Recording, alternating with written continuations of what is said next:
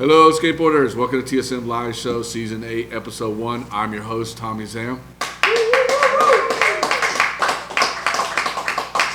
This episode's interviewers are William Spencer, Jacob Rosenberg, and musical guest Adam Lopez. You guys ready to get this show started? Let's do this.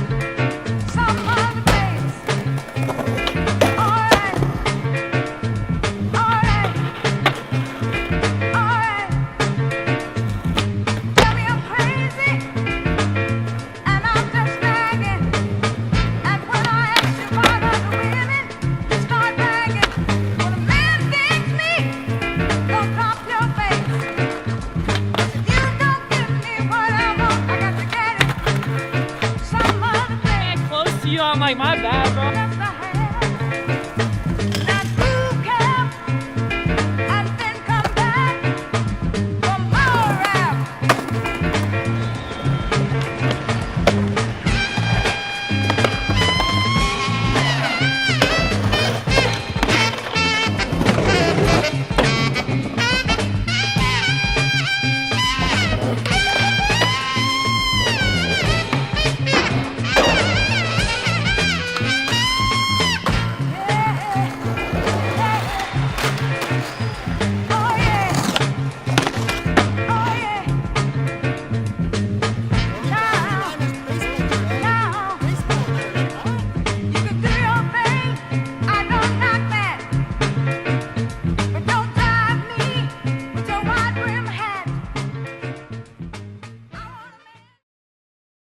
What's up, William? How you doing, dude? How are you? Hi. Good, good. How was your trip down? My dude, so. All right, well, let me hear the story.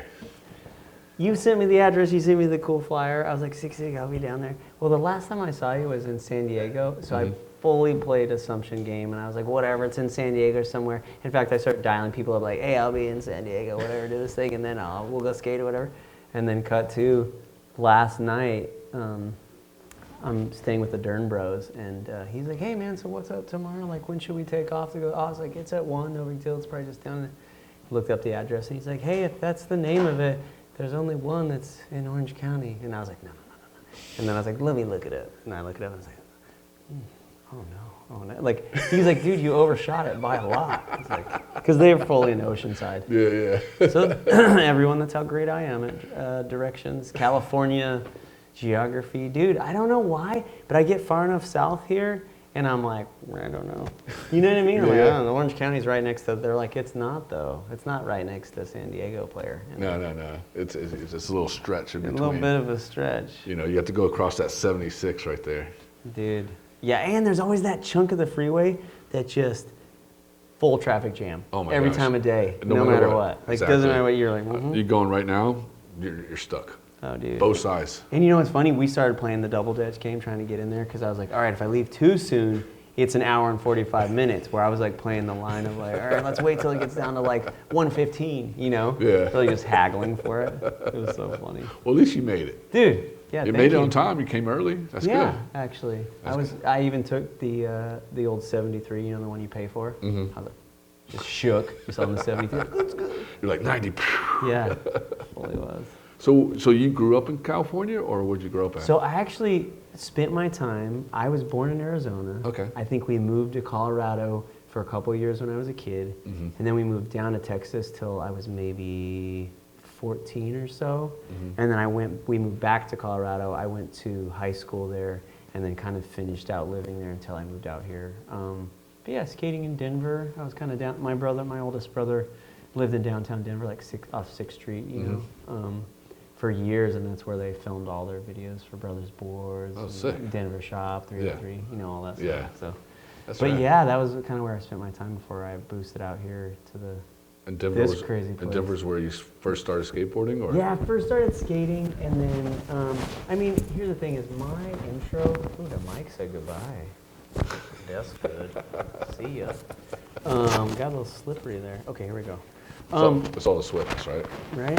Just sweating it. Okay, that might do. So I really got introduced. Funny, I saw my cousin the other day, who's older than us by 7 years. He used to babysit us, and he was the first dude that we ever saw that even had a skateboard. I think he had that Ray Barbie, the one. You know, the 6 like square tail, and then the dude, is it the playing cards? Oh, yes. Steezy hat, and that Yes. dude that looks like from a Tim Burton movie. Yep. You know? That was the first time I saw him the other day, and I was like, I asked him because I couldn't remember, like, where did the skateboarding thing really come from? And I do think he was one of the first people that introduced us. And you know what's crazier is that I think in like 120 days or so, he's going to be out of the Navy, and he's fully, like, went from skateboarding to Master Chief. And by the way, that's like a 1% thing. And he's, you know, you think of people in the Navy who are like that militaristic, like you better be somebody, all tough guy, super alpha. That dude is the nicest. I'm like, you're a Master Chief. And like, dude, people listen to you, you're so cool. How does it work? Anyway, but yeah, I think that was my first intro to skateboarding was through him. And I remember, because he was like kind of tall, lanky, and that body type, I just remember being like, I don't think that really works for skateboarding. But dude, he could ollie super high. Yeah. We were psyched as a kid. I don't think, I talked to him, and he's like, dude, I didn't do anything else but ollies. But we're like, whatever, that's boss.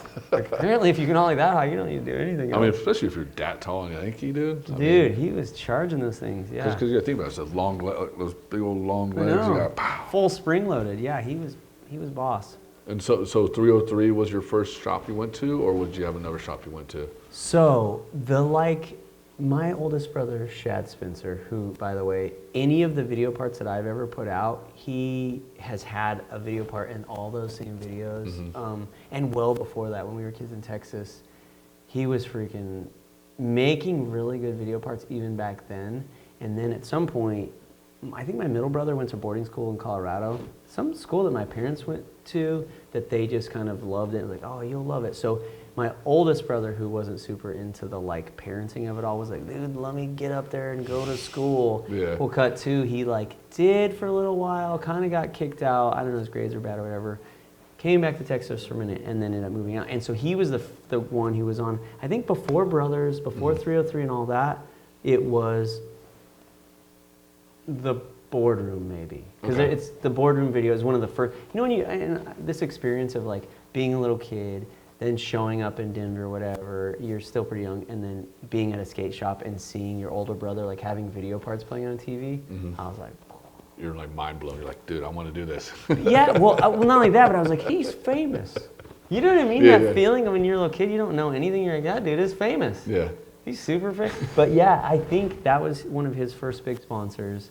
And from there it evolved into, but he's kind of like, I would say he has a mayoral position in Denver still as skateboard liaison between all the shops. Because there's like Satellite, 303, Brothers, and I think there's still one out in the road, but the Denver shop was Brothers, but kind of by University of Denver there for a while, which that's the one I skated for. And it was definitely, you know when people go, man, you gotta like pull yourself up by your bootstraps or whatever. I'm sure my brother at some point was like, hey, listen, my little brother's pretty weird, but he's nice. Just, you know, put him on the shop, I'm sure. Because I also, too, spent many years going skating with him. Because I had tried college and just didn't like it. I was like, oh, I just don't like it. That I would go skating with him and trying to film clips when everyone was tired, everyone was bored and didn't feel like it. So secretly in the shadows I was doing that. Meanwhile, you know, going out with all the shop guys and whatever else, Yeah. just trying to like, you know, just get in there. Because I also too, I think I was like deeply shy about like, I want to do something weird. And then everyone's like, yeah, we're skating the ledge, don't do it.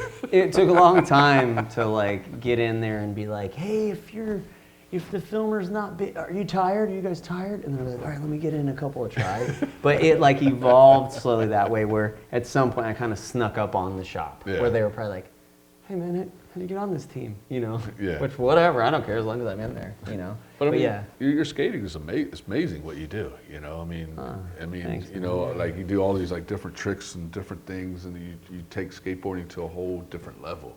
Yeah. I mean, is that something that you always been done since you first started, or is this something new? Yeah, I think from the beginning, I just like my oldest brother was. This is what's crazy, guys. Is so from the beginning, I remember. Like, we had a trampoline as a kid, and I could try to do flips and stuff, but I was, like, pretty intimidated by it. He, at some point, maybe 12, maybe a little older, I don't know, but he had seen some cheerleaders at a football practice doing back handsprings.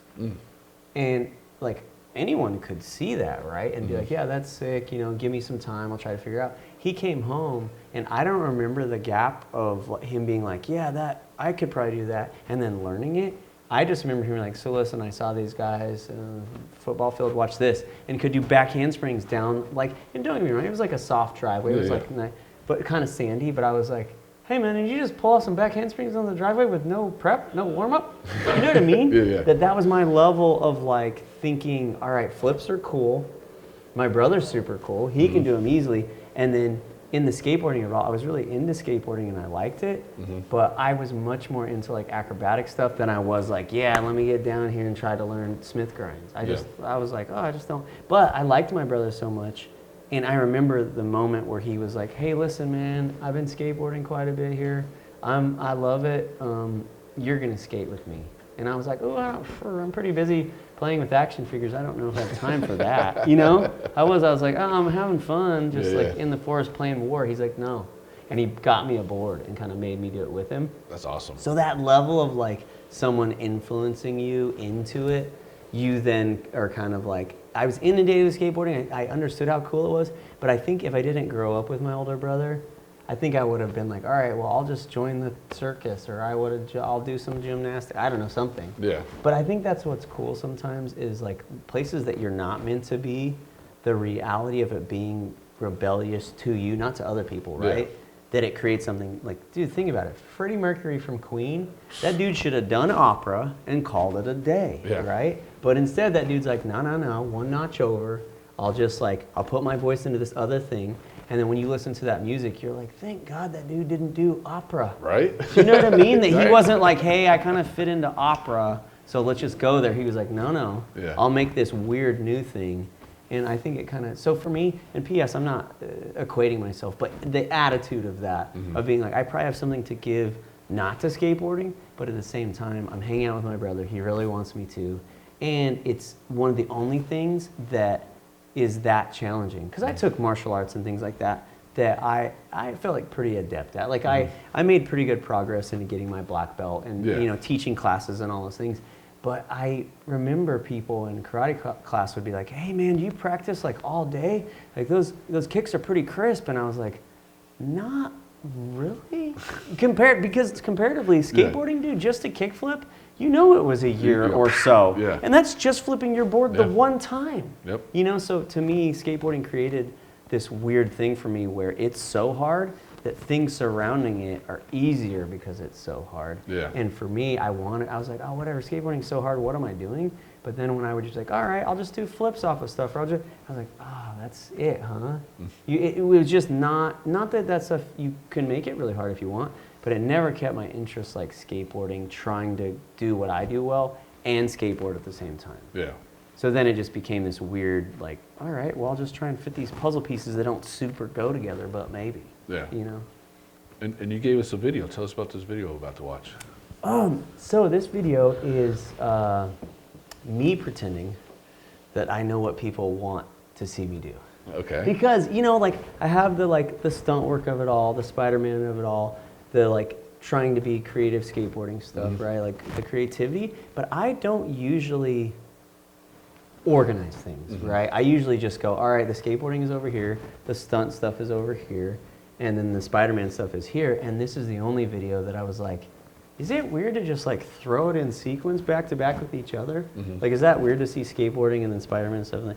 And so, and then me fighting people. And so this is like an experiment kind of, because I was like, I don't think that's a great plan, but it might be interesting. Yeah. And so I was like, all right, well, here we go. But so that's really what this video is seeing those things next to each other for the first time for me. Yeah. And I clearly like edit all the time, do all the things, but I was like, yeah, I'll just throw it all together, see if it looks cool. Are you ready to show everybody? Yeah. Here we go. William Spencer's video right here. Check it out.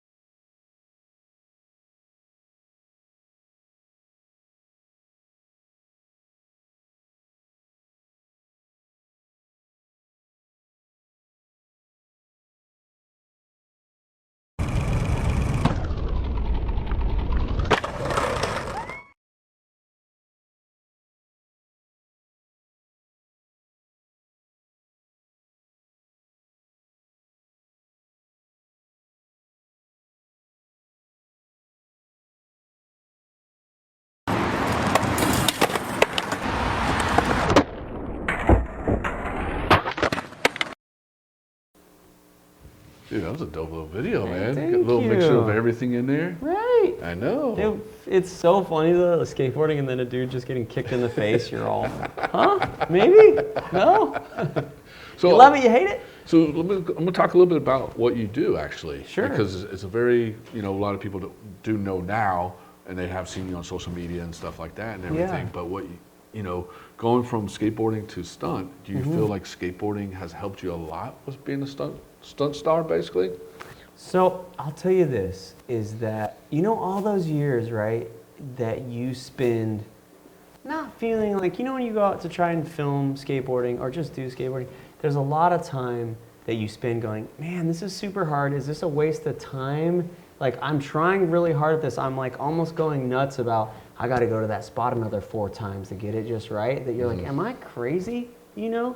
And so from that feeling, I remember thinking to myself, because I've never had a clear-cut path, because a lot of people do this, right? They're like, all right, I'm a professional BMX guy, I'm a professional base jumper, I'm a professional whatever. Yeah. That career is over, right? They're like, ooh, I'm not trying to get that spicy anymore. I know, I'll be a stuntman and use those skills. When I was sort of doing all of, like, figuring myself out, like, I'm gonna move to California, I like skateboarding, it would be cool to do stuff with it. Is anyone interested in what I have to say? Let's not go crazy, right? That my reality check was like, all right, well, skateboarding is sick. I don't need to spend all my time on that. I can also like work on stuff. Like, I love movies. I love Jackie Chan. And I remember a story about Jackie Chan that they were like, yeah, so, at some point he was on Enter the Dragon and he was one of the background stuntmen that Bruce Lee was beating up. And Bruce Lee hit him too hard one time. And, Jackie Chan was like playing it up to get some attention from him because he's like, dude, that's Bruce Lee. That dude's the sickest. That he sort of had gone from that to being the main dude in the movie. And I really thought that whole journey of the like getting into movies, I thought, whatever, if you're a good stuntman or you're like good at falling down, you're a nice person, you have some charisma, at some point they'll be like, hey, Johnny didn't show up. Do you want to be in this movie today? Like, I always kind of thought that was the path.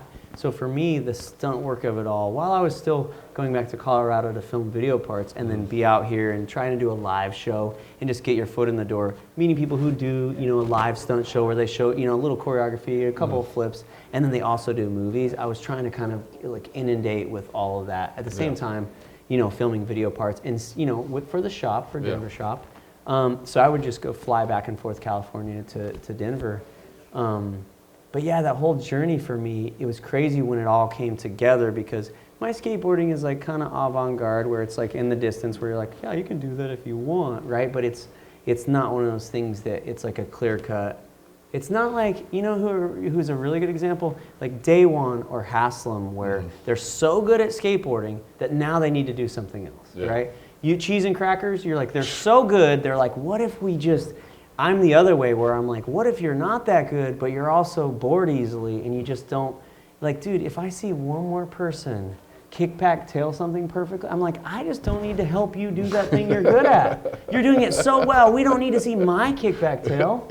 Like, it's just done to death and beautiful that I was like, let me serve you up something that'll just diversify things for the overall, oh, well, that's interesting. You could go over here too, because there's a lot of kids sitting around going, ooh, I don't feel comfortable. I mean, I would like to do that, but I don't feel comfortable doing it. I wish someone would like be the guinea pig, you know? And I'm one of those people that I don't mind failing in front of people. You know what I mean? Skateboarding is one of the only things on the planet where failure is entirely part of it. Like, you could be the baddest dude ever, and on a Thursday, that trick you landed yesterday is not happening.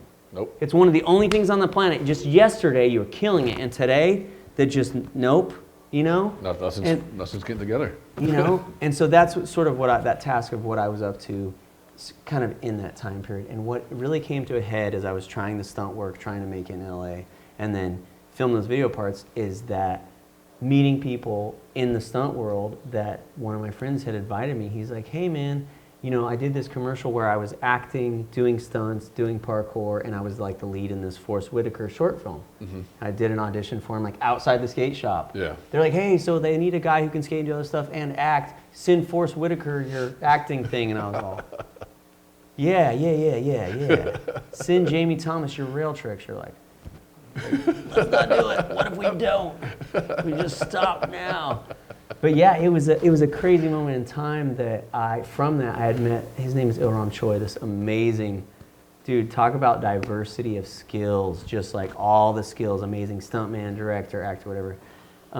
But he had suggested me to come to the audition for Spider-Man. Really? And dude, for the Armstrongs, Andy, James Armstrong, and they were supposed to be in charge of that new Spider-Man thing. They hit me up. I'm in Colorado again. I'm filming more video parts for Denver Shop, whatever. I'm in some abandoned pool. I get this phone call on my, you know, like full on. It's crazy that everybody else had iPhone and I still had the one with all the numbers on it, you know, like Nokia. You know that ring too. Yeah. It's like, yeah, what? I like barely hear him in there. You're like this, what? Yeah. Hold on. Yeah, I'm like, what? We're trying to sweep out this bowl. I don't even like bowls. What are we doing? But they're like, yeah, they invited me to the audition, only they basically said, hey man, we'll just email you when it is. And I was like, I'm gonna stop you there. This phone still has numbers on the phone. I don't get email on this. Can you just call me? Like, I'll leave now. Like, we'll drop this session. I'll get on the airplane right now. And they're like, no, man, you're cool. Don't worry. Like, all casual. Like, don't even worry about it. And I was like, oh, okay, cool. Well, but seriously, though, call me before it is, and I will fly there. Sure enough, they call me the day of. They're like, hey, man, you coming in? And I was like, I'm not coming in from Colorado. So they're like, don't worry, we'll catch you on the next one. I was like, you don't catch people on the next one for Spider-Man. I don't think you do. You know, like, I don't think that's something that happens. Super bummed. So goes by, one of my friend gets the audition. He does great. Super awesome. David Elson. And then they pick those two dudes, him, Ilram, and they start rehearsing for that movie. They want everything to be real, so they're really swinging. They're really working out all the logistics of how to make Spider-Man actually do it, right? Is this with Toby, or? No, this is, I was like, I'll be looking good if I was doing it for Toby. 55 and just, no, this is for Andrew Garfield. Oh, okay. And so they have even picked. The first one or second one? Both. So this is for the first movie. Okay. This is going down during the first Amazing Spider-Man. And believe it or not, they're so into the stunts and making sure they're legit that they pick my friend Ilram and David Elson well before Andrew. Okay. They literally pick the stuntman and start trying to be like, you better become Spider-Man and then we'll figure out how to get this guy to talk, I guess. And so they pick Andrew after that, right? And they're rehearsing for a couple months. It's a warehouse by Sony. Dead serious, like got all the wires up, figuring out how to make Spider-Man swing. And then at some point, he gets the audition, whatever, nails it, and they're like, all right, it's this new dude, Andrew. He's going to be Spider-Man. So they're talking to this guy, whatever, going through it, and he's getting hanging with everybody at that warehouse. And then soon, he's at lunch at some point, and he's on the laptop, and he's like, hey, man, you guys now that I've been picked as Spider-Man, I've been thinking about some choices for, like, character choices for him, like what that might feel like, what that might be like. And he's like, you know what, man, I used to skate as a kid, and I feel like it would just be a cool character choice. He's a teenager, he skates between spots, right? That'll feel nice in the city of New York, why not? And everybody's like, stunt team's like, yeah, man. They're like, well, we don't know, we're not producing this movie. Sure, man, maybe. And so at some point, you know, and a few days go by, whatever, and then at lunchtime, he pulls the, you know, he has the laptop, he's like who skateboards like Spider-Man, right? He's like dialing YouTube, and at some point turns the computer around to the stunt team, and he's like, hey, what do you think about this guy? That's kind of Spider-Man-like, right? And my friend's like from the back eating Subway, and he's like, yeah, that's my friend who missed the audition. I'm like, whatever, just get him in here. So yeah, it was like a full wraparound. Yeah, full wraparound. Like, oh, so sick. You know, to like blow it that badly and then get a second shot felt good. And it felt like all that time waiting for people to film me, being like, oh, this is not a kickback flip, can I? That it felt nice that like it wasn't all for nothing, you know? Because it was fully, believe it or not, which is nuts. Yeah, getting into stunt world, having people like meet people, train with people, whatever, that know who you are to make that. But they, in the end, it was that skateboard video. It was from Colorado that he was like, yeah, that dude is like skateboards like Spider-Man. Get him in here. That's awesome. So it's weird that it's from a video part. Yeah. You know, I'm still like, wow. I mean, it's was still not my best work, but I mean, okay. it's still awesome to think that skateboarding got you Yeah. where you're at now. Yeah. You know, I mean, if you weren't skateboarding, you wouldn't be doing what you're doing. Yeah, fully. And with those guys too, is the diversity of being able to do that got me in there in a way that when people usually, when they pick their doubles, they go, yeah, unless somebody gets hurt, that's just who we're going to use. Where normally they don't bring on a third guy to double and go, all right, you'll do the skateboarding. Where my friend knew, oh, this dude is like has practiced and has gotten diverse enough with his stunt work. That dude can stunt double skating for sure, but also this dude, if you need this dude to slam, you need this dude to do parkour, you need this dude to do flips. He can do all that stuff, and he trusted me, and I think that's what felt good about that video part, getting me in there in that way, and then through that also, they were like, yeah, but this dude could probably do some other stuff, and then they just let me be a part of it. And on the second movie, they had swapped out because they just didn't need three, where it was just me and Ilram on the second movie. And then on No Way Home, it was just me. Dude, that's awesome. Yeah. So are you gonna be doing more Spider-Man, or are they kind of, you can't really talk about it? Well, here's what's interesting is I do think that if it goes down, it would be, I think it'd be cool to get that call. I mean, when at the beginning of this of last year, they did Wheel of Fortune, and Wheel of Fortune wanted to have Marvel Week. And Sony, I mean, it's on Marvel's, I'm sorry, Wheel of Fortune's filmed on the lot where they do all the Sony stuff, right? It's Wheel of Fortune, Jeopardy is there too, their studios are there, and they could have called anyone, and they're like, no, get William to do that episode, just come in as Spider-Man, swing in, meet Vanna White or whatever you want. But it's cool that they trust me enough to do that, because another thing too, this is really awesome now, is because with the multiverse of it all, with No Way Home, that concept that there's more than one Spider-Man, that when you're the Spider-Man stunt double, it's weird because people are like, hey man, come do this appearance, but don't take your mask off. We don't want them to know you're not this guy, right? Dude, as soon as that No Way Home came out, multiverse of it all, the fans were like, what's up, dude? You don't have a Spider-Man suit at your house? What do you do in your Spider-Man universe? Like, what are you up to? And I was like, you know what I mean? You go from being like, I'm not that dude, don't look at my face, just watch me flip, to like, no man, you're Spider-Man in your zone, so what's up? That felt cool, because then they trust me to come in there as Spider-Man, because they don't, that's another thing too, when Sony was like, hey, come do Jeopardy and whatever else, they're expecting you to like act, do all the, you are Spider-Man. You're not gonna walk in and go, say nothing and then go, hey kids, like you don't work at Disneyland. Like they want you to talk, they want you to interact. So it was cool that they trust me to do that. So hopefully in the future with all that stuff, that if another movie comes up, they'll be like, yeah, sure, get him in here. Yeah, because they got Spider-Man 4 coming out, they got Secret Wars. Dude. They got so much stuff coming out right now. Yeah, and I think the only hang up with that is, and Andrew and I talked about this a lot, but for him as an actor, he was like, oh man, I feel like I've kind of aged out of Spider-Man. And you know what's cool about Andrew though? He's so committed to like acting, and he's so psyched on it that he's interested in like, that dude's like, get me an Oscar. Spider-Man is sick, but I also want to do stuff that's deeply meaningful. So I get for him on that kind of aging out. So if they can get him back to do it, that would be cool. That would be awesome. If he's not, if he's in the right headspace, it would be cool. That's awesome. I mean, just to think that think about when you first started living in Colorado, hanging out with your brother, doing all that stuff, and look where you're now. Yeah. You're doing something that a lot of people dream about doing. you know? Fully, dude. No, and I do try to take stock of that every once in a while because, you know, sometimes the best laid plans or, you know, you feeling like you have a certain amount of potential or you get stuff where you go, hey, I've had some success in this area, that should just keep rolling, right? Mm-hmm. But with entertainment industry, it's up, then it's down, then it's maybe up, then it's down. That's how skateboarding is. Yeah, and you start to get used to that flow of it, that the thankfulness of like, hey, you didn't get this other thing, but this awesome thing happened, to really focus in on like, guess what? It didn't not happen though. Mm-hmm. That's what's cool. You know, as much as you like, oh, they don't pay you enough or they don't do this or whatever your gripes as a human are, there's something else that you're like, dude, it's sick. Because there's a bunch of people out here that are like, yeah, I wanted to do that, it didn't happen. And you're like, oh yeah.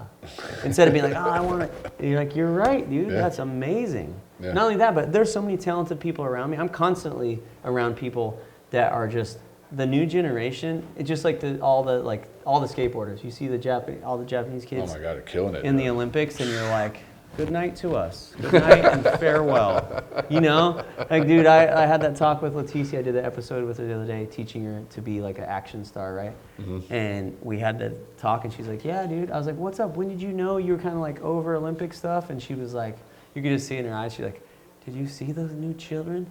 I'm like, yeah, but you rip. Like, your style is sick. You're like, you have so many amazing tricks. She's like, yeah, but the children, like just this faraway look, like, they just keep coming. That's fair, girl. That is fair. I don't. You're right. I don't blame you. How did that go? The interview and all that stuff with her. Dude, it's sick because she is like big surprise, super nice person. I don't know if you've ever met her, but super nice, super down to earth.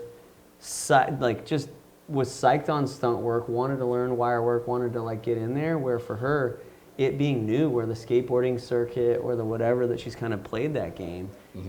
Helping her play a new game, but like doing it in a way that, you know, you don't say no to people. That's another thing, like the leadership of like getting on set and helping actors learn how to do choreography, a fight scene, whatever. So much of it is about going, listen, you have this much skill, this much talent, whatever, that's what we're working with. I'm not going to make you feel bad that you haven't trained your whole life to do this. Yeah. I'm going to make you feel as good as possible about what you can actually do. And when you do that, and she picked up on it so quick because her attitude is good, where she's like, whatever, let's try it again.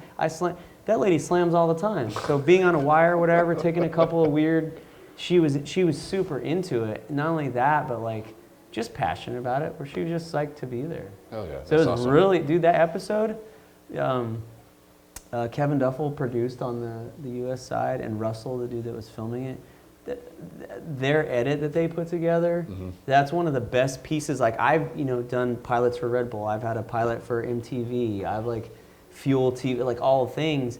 And when people get the footage of like kind of my part of my little triangle of like skateboarding and entertainment, and then that oftentimes are like, oh, I don't know, maybe it should be more of this. This is the first time they've articulated it in a way that I was like, yeah, that's the episode I would have made. Because it's challenging. It doesn't make stunt work seem like, oh, well, that's easy. Anyone could do that. It was the perfect blend of her trying something really hard and doing it, and then the satisfaction of it looking cool on film. Yeah.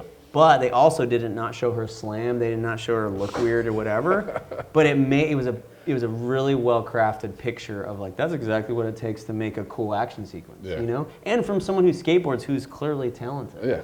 So it felt good, dude. Yeah, it was cool. And do you have anything coming up for 2025? Dude, no, I guess not. No? I mean, here's the thing. No video part, no traveling, no movies. No. It's so funny because when that question gets asked to me, there's like 3 or 4 filters that it goes through. Yeah. Because you know what I mean? Like what you're up to personally that you're like, no, I'm about to make this all happen. Because it is all towards the thing, right? Where entertainment-wise, the industry is super slow. We're shifting into that. You're right. That is precisely what's happening, where I have a new video part coming out. I need to do premieres in Colorado for it. I'll probably do one out here at Kingswell. DJ and those, they're the best. Yeah, they're awesome. I'll probably do my last big premiere there with them, which I'm really excited about. But I've been hanging on to that part for the last year, basically, where I was supposed to release it with Thrasher, and things just got crazy with waiting on songs and clearance and music. And at some point, they're like, man, William, we were excited, but how much time are we going to spend on this? And I was kind of like, all right. Because that's the thing, too, is how many video parts come out now and you're like, oh, it's like a really basic drum and bass song that is just like, dude, you think about Secondhand Smoke, you think about Jeremy Ray, you think about like Rodney Mullen without that song when it starts and he's skating at night, that you're like, what are we doing? That I had to hang on and get the exact song I wanted and get the clearance and stuff. And yeah, it made Thrasher say no, but at the same time, it's one of those things where when my part comes out, I'm not gonna have regret times where I'm like, oh, guys, just some drum and bass that we found on YouTube for free. You know? How many video parts that you see that? Baddest video part on the planet, and you're like, like, oh man, that was a banger. In my mind, it was a banger, but the music's like maybe it was good, right? The music feels like that. Yeah, maybe he rips. I don't know. But yeah, so I have that coming out, which I'm excited about because I've hung on to it for a long, long time, and I wanted to. I'm actually going to drop it with the Dern brothers because they're the best, by the way. Yes, they are. Yeah, they're awesome, and we're actually, which is really cool. But he's gonna go to a lot of the spots that took a lot of time, my bangers, whatever creatively you want to call, in that realm, that took a bunch of time, and talk about all the like ridiculous stories surrounding it. And even that, having that right after your part comes out and people get to go, oh my gosh, like I like that trick, but I didn't realize it took you, a month and a half, good grief, so I'm excited to do that with them in an interview, so it'd be super fun. But yeah, that's one of the big things on the horizon. Then actually, this is crazy, but listen to this. So I was up at Braille. I did a game of skate with Jason Park, a bunch of the dudes from up there. You know Ricky Glacier? Yeah. He's so sick. Those guys are awesome. Aaron, all those dudes, so nice. And literally as that place, and I don't know how I happened. I basically have filmed a Spider-Man video part in Braille that's like it's basically like Battle Commander style, right? Lights out, whatever, as Spider-Man, all Spider-Man crazy, weird tricks. It's the last video filmed in Braille before they axed that whole place. Congratulations. Kind of, but I do feel bad. I don't know if you know anything backstory about that stuff, but it kind of ended in a not super good way. And so now it's rad because I've talked to Aaron. He helped me get all the footage for it to because I started filming in 2022 and then was like, I don't know, I have to go, I'll be back later. And then showed up later and he was like, everyone who had filmed it was like, dude, I don't know where your footage is. Like, what? Is there a hard drive? He's like, because it was kind of shutting down at that point. So it was Aaron himself being like, all right, man, let me try and dial you up. But because of all, and I feel bad because things have gotten a little negative with that, but I fully am sitting on this video part and I'm like, is this bad timing? No, put it out, man. I know, it's so hard to know what that is. He and I were like, oh, maybe we should, because I hit him up, I was like, maybe we should put it out on Christmas, some like epic, whatever. Maybe we should do it on New Year's, and then I know every time I text him, he's like, hey, man, just tell me when you're going to put it out. you maybe'd me again. But yeah, dude, so. But yeah, that's my major stuff that's skateboarding-ish that's coming up. And you know what I've been heavily into? In 2009, went to UK to visit one of my friends that I met on an MTV Ultimate Part. They wanted me to, just from my video part, like, hey man, you should come be a guest judge on Ultimate Parkour Challenge. And they didn't know that when I made Colorado, that video part, the first one that kind of took off, I didn't know what parkour was. I was just like, whatever, Jackie Chan is sick, I'm gonna skate and do some flips on it, right? Like not a plan. Anyway, I met that, and I went over, he invited me over to the UK to like Liverpool area, and I made a like Guy Ritchie action comedy short film, 2009, and was like, got done shooting it and like asked everybody a bunch of favors, then realized I can't edit.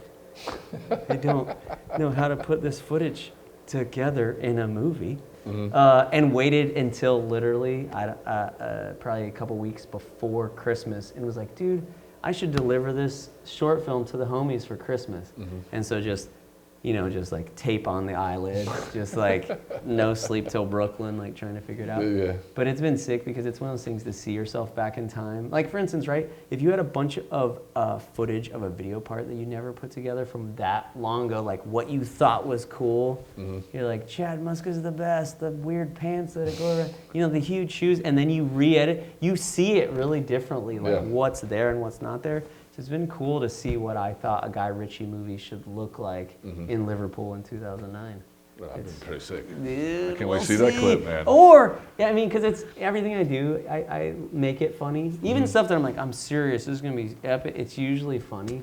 So it'll be cool to see how it turns out. And on one last question, anything you want to say to anybody that wants to do what you're doing or has an idea of what you're doing or have a dream of what you're doing? Dude, I would say, yeah, if you have a dream of getting into entertainment in any way, like any way, shape, or form, people kind of pick lanes in entertainment. They go, oh, you're a director, so only do directory stuff. You're editor, only do editor stuff. You're like, oh, you want to act, only do acting stuff. But the truth is now, dude, nowadays there's so much technology, there's so many ways to create that oftentimes people want to compartmentalize into these groups to kind of like climb a ladder that's a little bit more like, oh, it's this specific ladder that I might be able to get up with. Really, dude?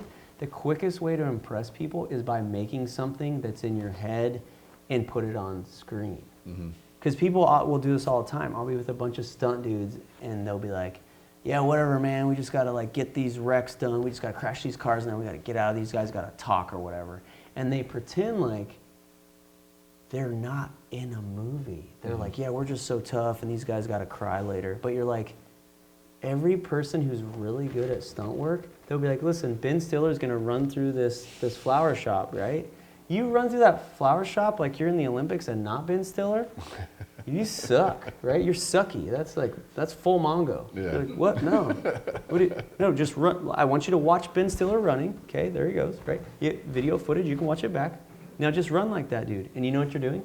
You're acting right there, right? That people think that when they get in all these compartments, they're doing everyone a favor by telling them exactly like, oh, this is exactly how you should do this exact thing. But the truth is, dude, is that anyone who does stunts is an actor. Anyone who acts ends up doing stunts.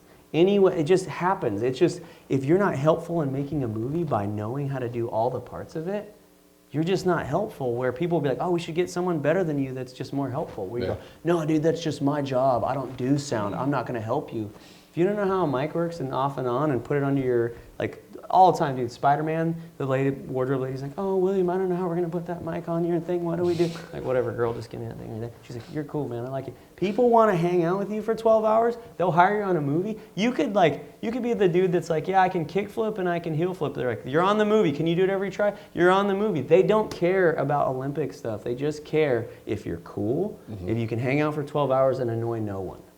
That's what people are into, for real. Number one is not annoy people. Not annoy people, because dude, those days are like 16 hours is like regular. If you can't hang out with people, the baddest dude ever, and he's just obnoxious, you're like, man, you're sick. We're gonna hire you when we have like a 1 hour thing, you know, like a 1 hour. See you later, you know. So no, that's what I say. That advice is just be a cool enough person to like not have people have to worry about you, and then. If you really love movies, you should just start failing making little movies at your house today. Because the more you know about that, the better you are at knowing how movies are made, the less you annoy people about going, oh, man, oh, am I standing in the way? You're like, if you shot stuff, you would know you're standing in the way, right? You would just know, you'd be like, really? Instead of go look through that camera. Because cameras aren't rocket science either. It's not rocket science. Everybody gets it. When you watch a movie, you don't go, I wonder what they mean. It's filmed the way, like it translates, right? You go, of course he's standing right there. And then they go to this guy, and then this guy talks. You get it. And the more you do it yourself, the smarter you are on set, and then people go, that dude's super valuable. He's never in the way.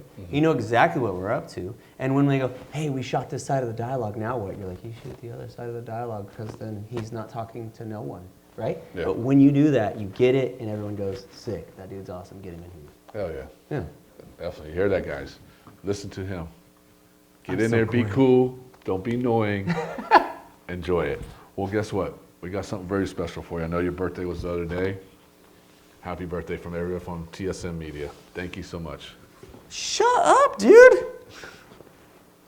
That's boss. No way. Dude, that was plush. I appreciate that. Happy Seriously, birthday, man. like, that is very, wow. That's not one of those things you're like, oh, I'll head to the store and grab that for you, William. Yes, dude, thank you. Little birthday present from everybody from the crew, man. Well, make sure you stick around because we got Adam Lopez coming up. I love it. Yeah. I'll listen, okay? We did it.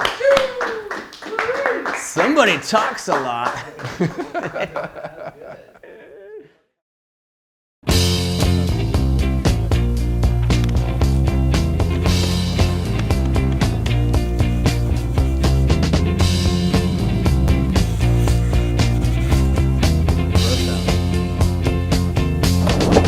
Inside your heart, there's something that shines. Reports from outside your door. Could it be that you have something that everybody clamors for? Yes, inside your heart, inside your heart, you've got something you want. Inside your heart, inside your heart, inside your heart, love it gets a surprise.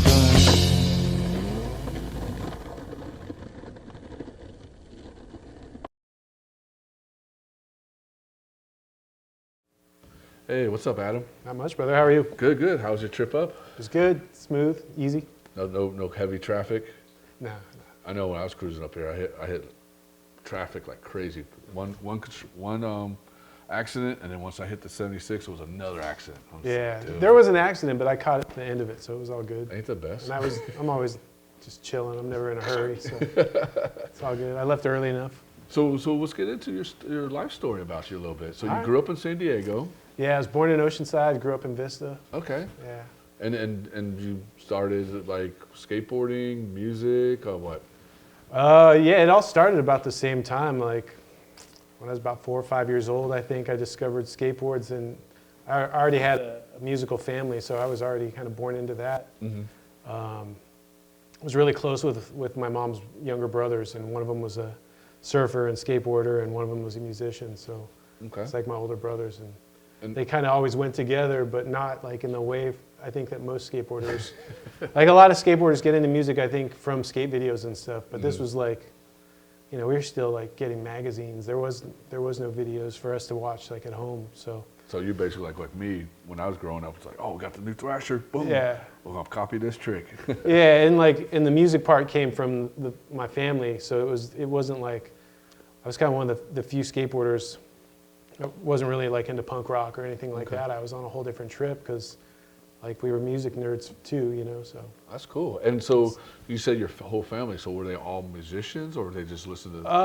A lot of them are, not all of them, but like most of my family that I'm close with is on my mother's side. So her brothers, her uncles, like great aunts, like goes way back. Her grandparents, like What? all like professional musicians at one point. Dude, that's awesome. Yeah. I mean, how's that make you feel? Like, your family is like well known in a way. Well, I mean, I don't know that anybody was well known, but I mean, they- professional singers. yeah, like it's cool to be able to feed yourself with your art.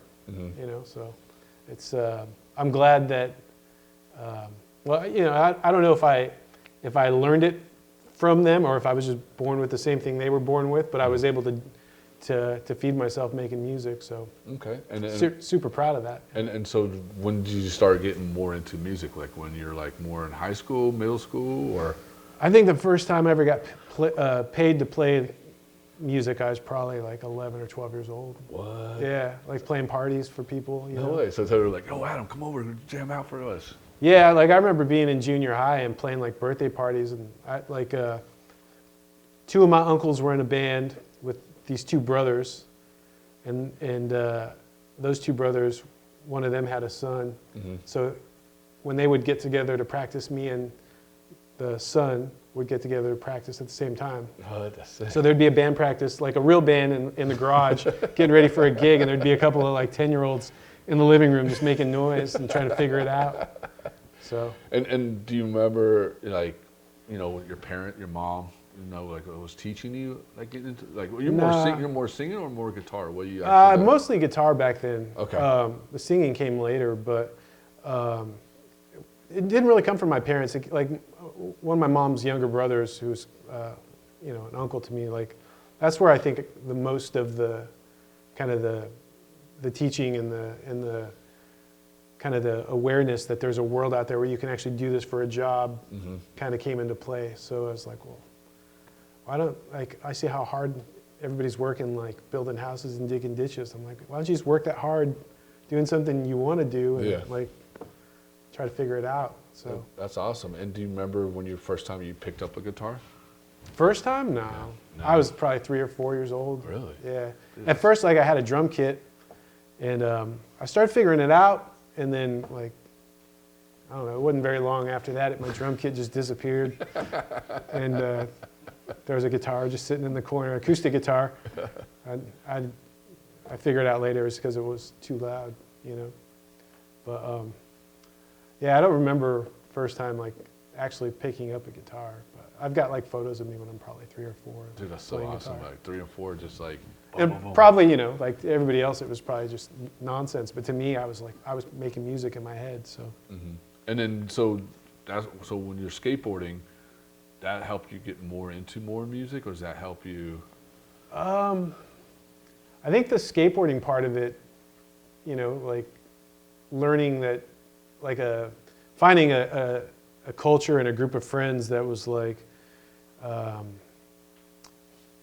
unapologetically themselves, always willing to create whatever they didn't have and just make it happen. And like, yeah, like being an independent, like recording touring artist is pretty much the same as being like a skateboarder. You know, it's like you create all your own stuff. You go out on the road by yourself. You go out and do your own demos, and like may or may not get paid for it, but you keep doing it because you can't stop. Like, Yeah. You know, you're compelled to do it. Yeah. I just got, you know, lucky enough that I got paid pretty well to do it. That's good. You know? That's good, man. So. And so, do you remember your first gig? I remember being like 9 or 10 years old, and it might have been in the same, like within the same period. My uncle's band had a gig at a house party for like a holiday thing, and getting in there with them for a song or two. And then my family had a party for my mom's birthday, and I was probably 9 or 10. So they built a big stage, and there was a couple of, like my uncle had a band, a friend of theirs had a band, and then me and some of my friends got up there and played like Johnny Be Good or something. No way, that's Yeah. awesome. Were you nervous when you the first time you did your first gig? I don't think so. I don't think so. I think I get more nervous now. Really? Yeah. Why is that? I think my personality has changed from being a bright-eyed little kid that like, To being to adult. somebody that like sees the world for what it is and kind of like struggles with it. No, you know? I see what you're saying. Definitely. Like the reality of what's out there is kind of set in. Yeah.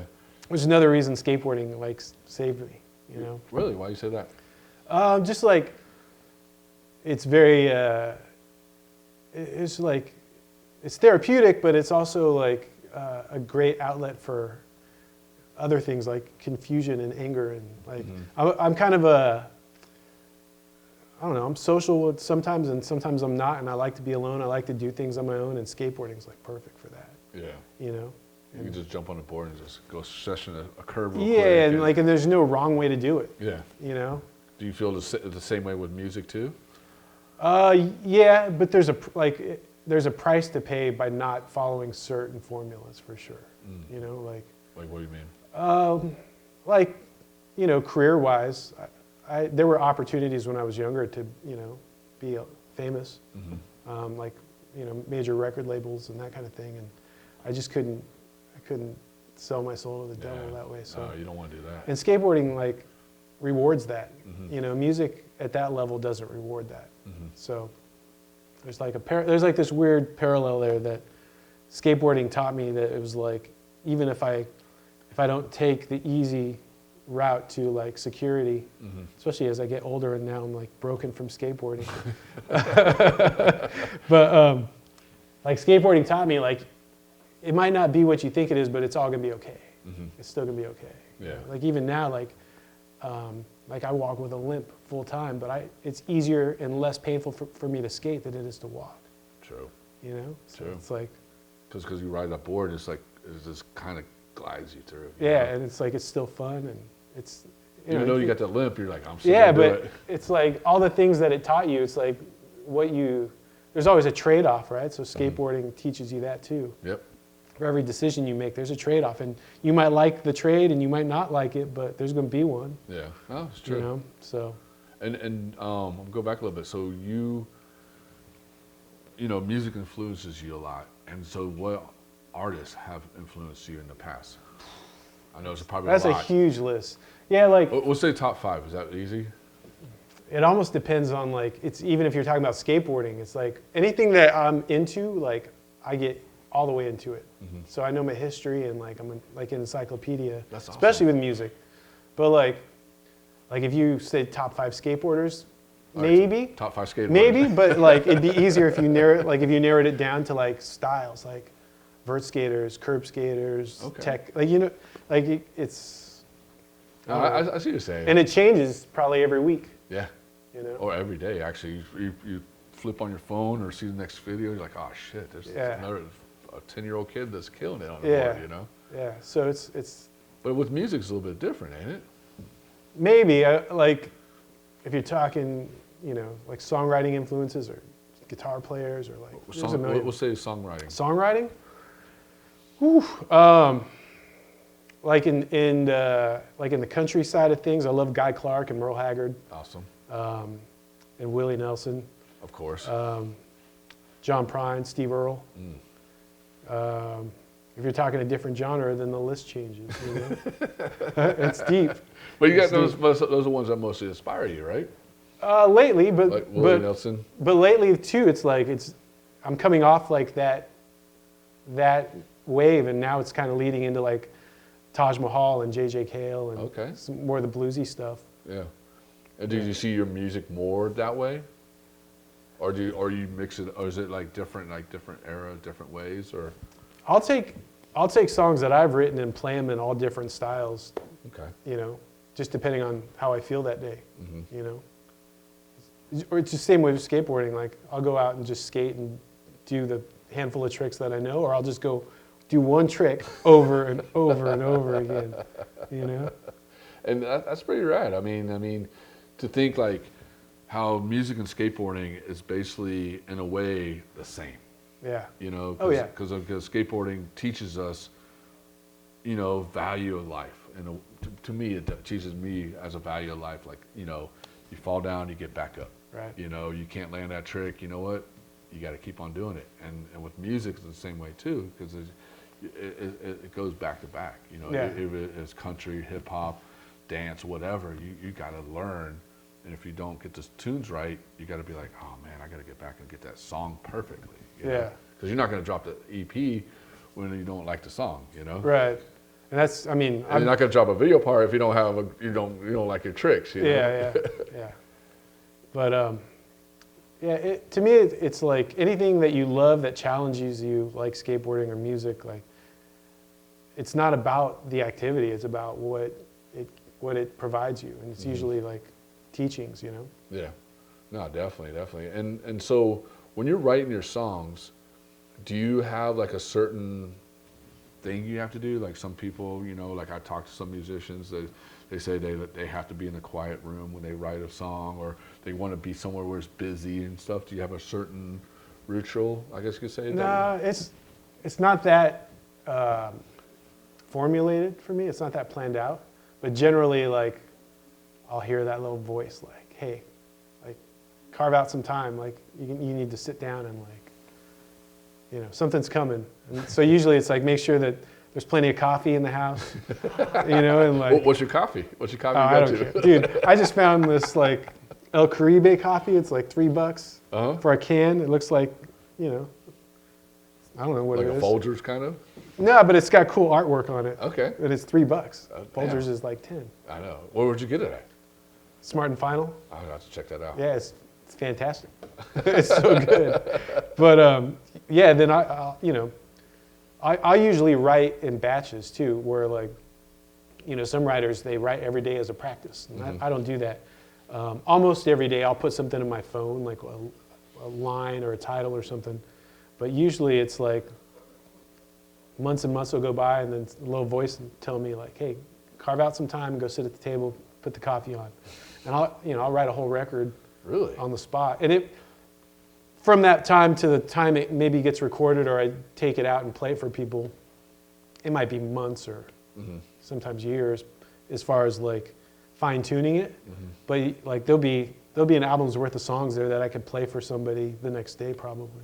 Oh, that's right. Yeah, it happens quick usually. And so like I'm not a, you know, I can't play music or anything. I mean, I tried doing keyboard when I was young, but I only last one song and I was like, I'm done, you know. Yeah. But I mean, I you know, musicians inspire me, not inspire me, but I have so much respect for them because you guys got to stand up in front of a crowd of, you know, 10, 20,000 people. Yeah. You know what I mean? And like talk to or sing. Yeah. And you have to be on point with every single song. I mean, Yeah. I mean, is it nerve-wracking to you when you do that? It's or? not nerve-wracking, but that's the trade-off for me is like, the performing part is not why I do it. Mm-hmm. It's just like, I have to do that to make a living making music. Because that's just how it worked out for me, I think, is like being like a touring act or a live act, either on my own or playing guitar for other people.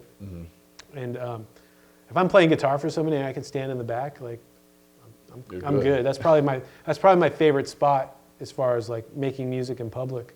But if I have to be out front and do it, like I'm where the eyes are, it doesn't bother me, but I don't really need it either. Yeah. You know, like I could do the same thing behind a curtain, and it's about like being in that little bubble of wherever I go when I do my thing. Yeah. Just like skating, like I don't ever need to skate in front of a video camera, or even with other people. Yeah. Like I have friends that I skate with and I love it, and it's a good time. But I'm not somebody that won't go skate because there's no one to skate with. Yeah. You know, I think like I'll go like Rodney. I'll go out at 2 a.m. and go skate a curb and. I'd be happy. I'm happy. Like if I'm physically able to skate, that's enough. Yeah. Especially at this age. I mean, You you're know? what, 25, right? Yeah. Yeah. I'll be 49 in 6 days. I'll be 50 soon. Yeah. And so, the one thing I try to hold myself to, and it's been 3 years. This would be the third year, and the last two I had a broken foot and ankle. But the birthday gift to myself is usually to go do a kickflip. Yeah? And how many kickflips you tried to do? 49? I think I started when I was 40. Oh, okay. Yeah, and the injuries taken a couple of those years. But, Oh, okay. but I think I got one in me in 6 days. There you go. Yeah. And you got a song coming up you're playing for us. Tell us about it. It's called the Rooster County Inn. Okay. And, you know, it's is inspired by like the old guard of songwriters, like Texas songwriters. I wrote it while I was in a place called Alpine, Texas. And I don't know if you guys get into like Towns Van Zandt and some of the Somewhat. kind of the outliers of like the songwriter thing, but most of those guys were like pretty squirrely, alcoholic, drug-induced like characters, you know, and there's always like these wild stories that you never know if they're quite true or not. And I just was out on tour and late one night in this old saloon from like the 1860s, and there's this buddy of mine, Chris, was there, and he's a songwriter from Austin, Texas, where I used to work out of, and there's this, you know, a couple of drunk ladies in the bar. One of them's an old like dope head, and there's this pretty girl working behind the bar, and there's this young cowboy trying to hit on her, and it was like a movie, right? Yeah, like I looked up and I was like, this is one of those like scenes in the movie happening right in front of me. And the old ex-dopehead lady was like talking about, you know, back in her day, somebody's going to the Brewster County Inn, because Alpine, Texas is in Brewster County. And she was referring to the Brewster County Inn as like the jail. Yeah.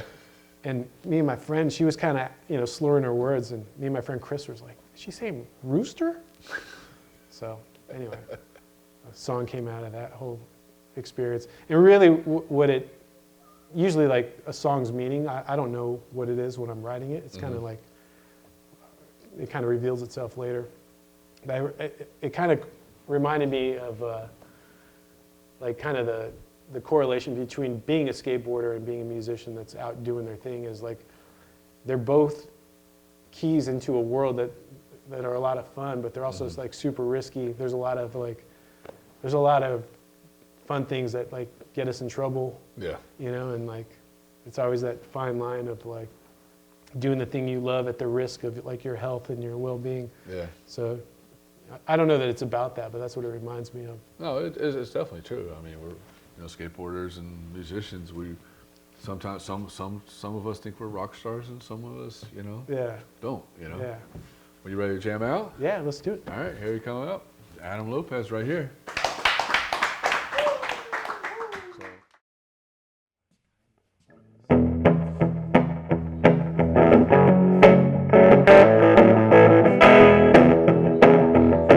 It's a long, hard, lonely road to be traveling on, but a troubadour must keep singing.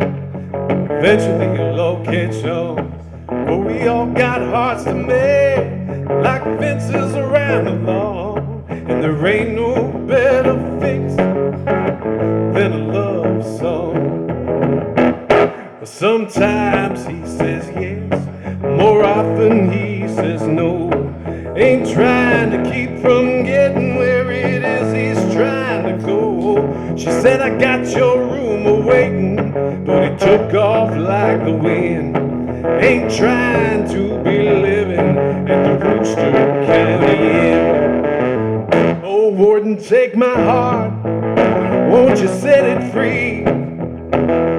Promise not to hurt nobody but me. I'm unfit for love, that's just how I was raised. But maybe I can change one of these days.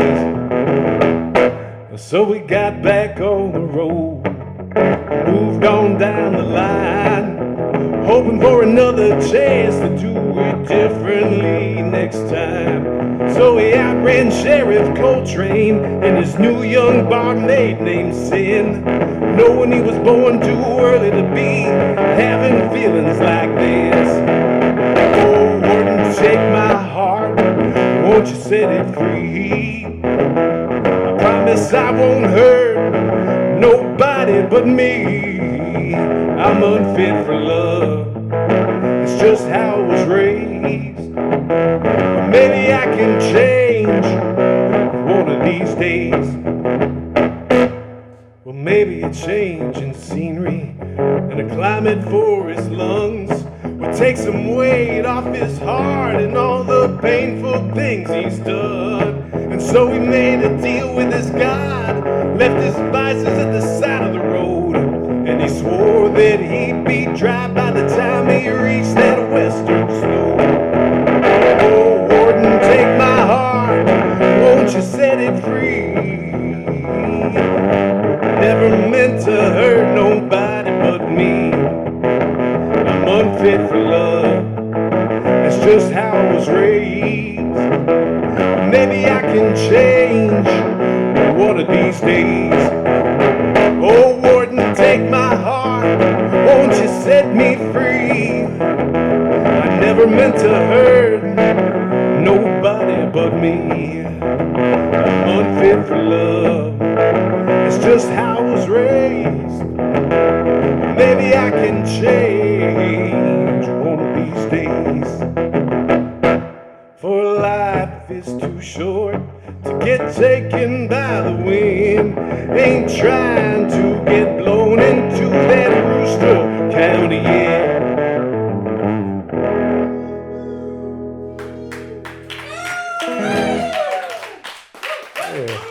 Thank you, thank you. All right.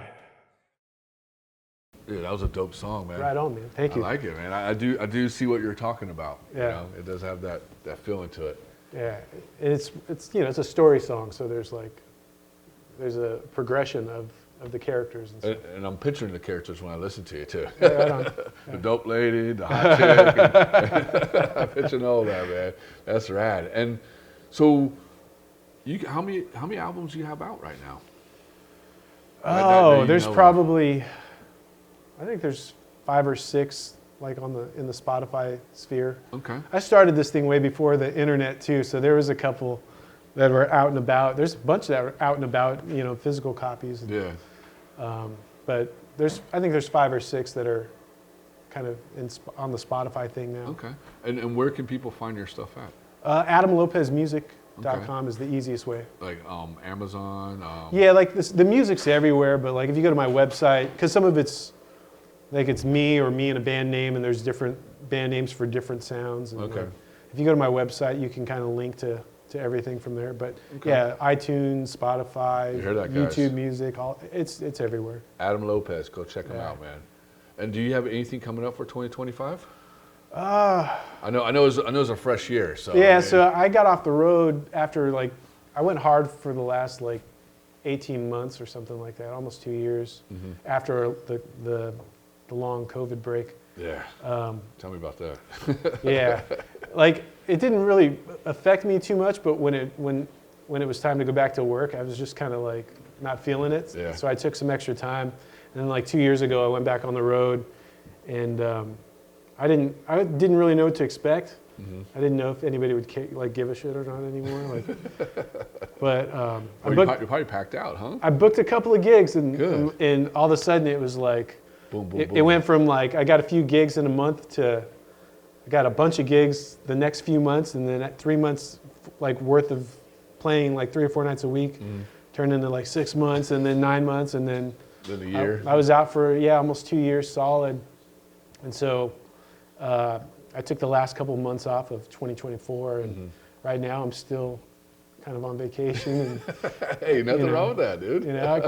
I'm back. I've been back home in San Diego where I was born, and I haven't been back for Wow. Huh? for 20-something years. Damn. I've just been out doing my thing, traveling around the world. Yeah. So I'm trying to settle down a little bit more. I'm still obviously making music, but I'm trying to also set some roots here. Yeah. Trying to make it like this is your home. Like, Yeah. This is like where you're gonna be, and this and that. Yeah. Yeah. So we'll see what happens. Definitely. And any albums or any new tracks, APs, or anything coming out? Honestly, I'm sitting on 3 albums that I've cut in the last like 3 years that wow. no one's heard, but they probably won't hear. Oh. Just because so much time has gone by. Yeah. I feel like I might as well just record some fresh stuff. Yeah. So I think that'll happen this year. Okay. Yeah. All right, I'm gonna keep my eyes out, and you guys Yeah. keep your eyes out too. Follow him, Adam Lopez, on Spotify. Follow his, what's your website again? Adam Lopez Music. You hear that? Adam Lopez Music. Follow him. And one last question: what can you say to the upcoming musicians that want to be where you're at in your spot? Whew. Man. I threw you on that one. Huh? Yeah. You make me be the old guy. Get off my lawn guy. I see you sweating here. You need a towel real quick? When I started, like there was no internet. We made flyers the same way we made skate zines, like literally cutting stuff out and taping it onto paper and photocopying it. And it's changed so much that I feel like I'm learning how to do it still. So I guess always be educated both in the music that you want to make and the history of the music you want to make and your instrument and all that, and also in the business side, like everything turns over so fast and changes. It's always in flux. So it's not something you learn and then you go out and do it. You're always learning it. Yeah. And you're trying to like stay current with how things work so that you can accomplish your goals. So the other piece of advice is know exactly what those goals are. Yeah. Because otherwise, how do you know what to learn? Well, that's true. Because you can't. There's so much information, you can't absorb it all. You got to really kind of focus in on what your goal is. Yeah, you hear that, guys? Focus on your goal, man. Listen to him. And if it doesn't work, it's not my fault. Don't blame him. Don't DM him and say this shit didn't work. Adam, thanks for coming on. Yeah, my pleasure. Thank you for having me. And coming up next is Jacob Rosenberg, right? Coming up right next.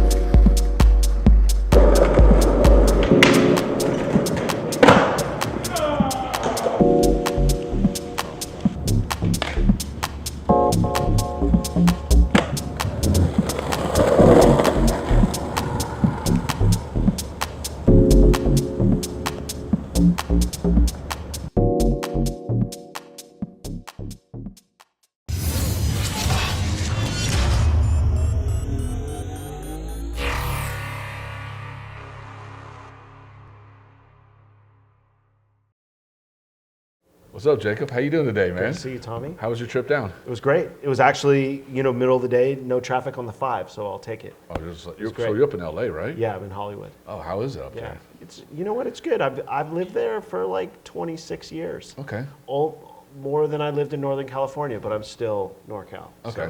You're NorCal for life. For sure. And what part of NorCal are you from? Palo Alto originally, which is south of San Francisco. So sort of between San Francisco and San Jose. So you skated a lot of the EMB days and stuff Yeah. like that and everything. So you Yeah. got a lot of history. A lot of history there. Very, very, very lucky.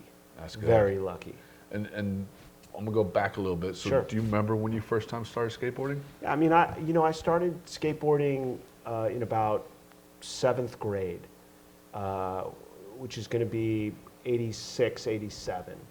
And I had some exposure to skateboarding really early on, very early, like when I was 5 or 6 years old, from a guy who used to babysit me named Christian Cooper, who's Christian Cooper, who Black Project, who is a graphic designer in skateboarding, an incredible designer. And but when, I went to middle school, and it was right after Future Primitive, and it was just the summer of Animal Chin. Oh, so you're like right there. Right there. And that sparked it for me. I got a Blue Dip Screaming Skull Tony Hawk, and then That was your first that board? was my first board. Then a Lester, a Oh, black what? Lester Kasai Sick. dip, and it was a wrap. It was just You're just know. like done. I mean, I think I felt like I found my people, right? Like I just felt so. I felt like everything that I experienced spoke to me. The magazines, the stickers, the trucks, the boards, the aesthetic, and then the videos were just mind-blowing at that. And still to this day, like those videos really, like if I put on Pal Peralta videos, they really affect me. Because, I mean, we kind of grew up in the same era, Yep. Like I grew up, I think I started like 84, if I can think of, Yeah. 85. Yeah, Like officially started into it. yeah, And I remember, the videos that I grew up watching was Pal, Yeah. Zorlak. Yeah. There was GNS, so GNS Yep. started coming out, stuff like that too. Yeah. So, I mean, videos is all we had. yeah. It is, and it was videos, sessions, near your skate shop or with crews, and then skateboard camp for me was transformative. So in California, there was a YMCA skateboard camp program, and it was at San Luis. It was in Fresno or Visalia in '86, and then it was at San Luis Obispo in '87. All my friends went summer of '87, and then summer of '88, it was in Santa Clara, which is basically my backyard. Yeah. So I ended up going to skate camp. So you just skated right to camp.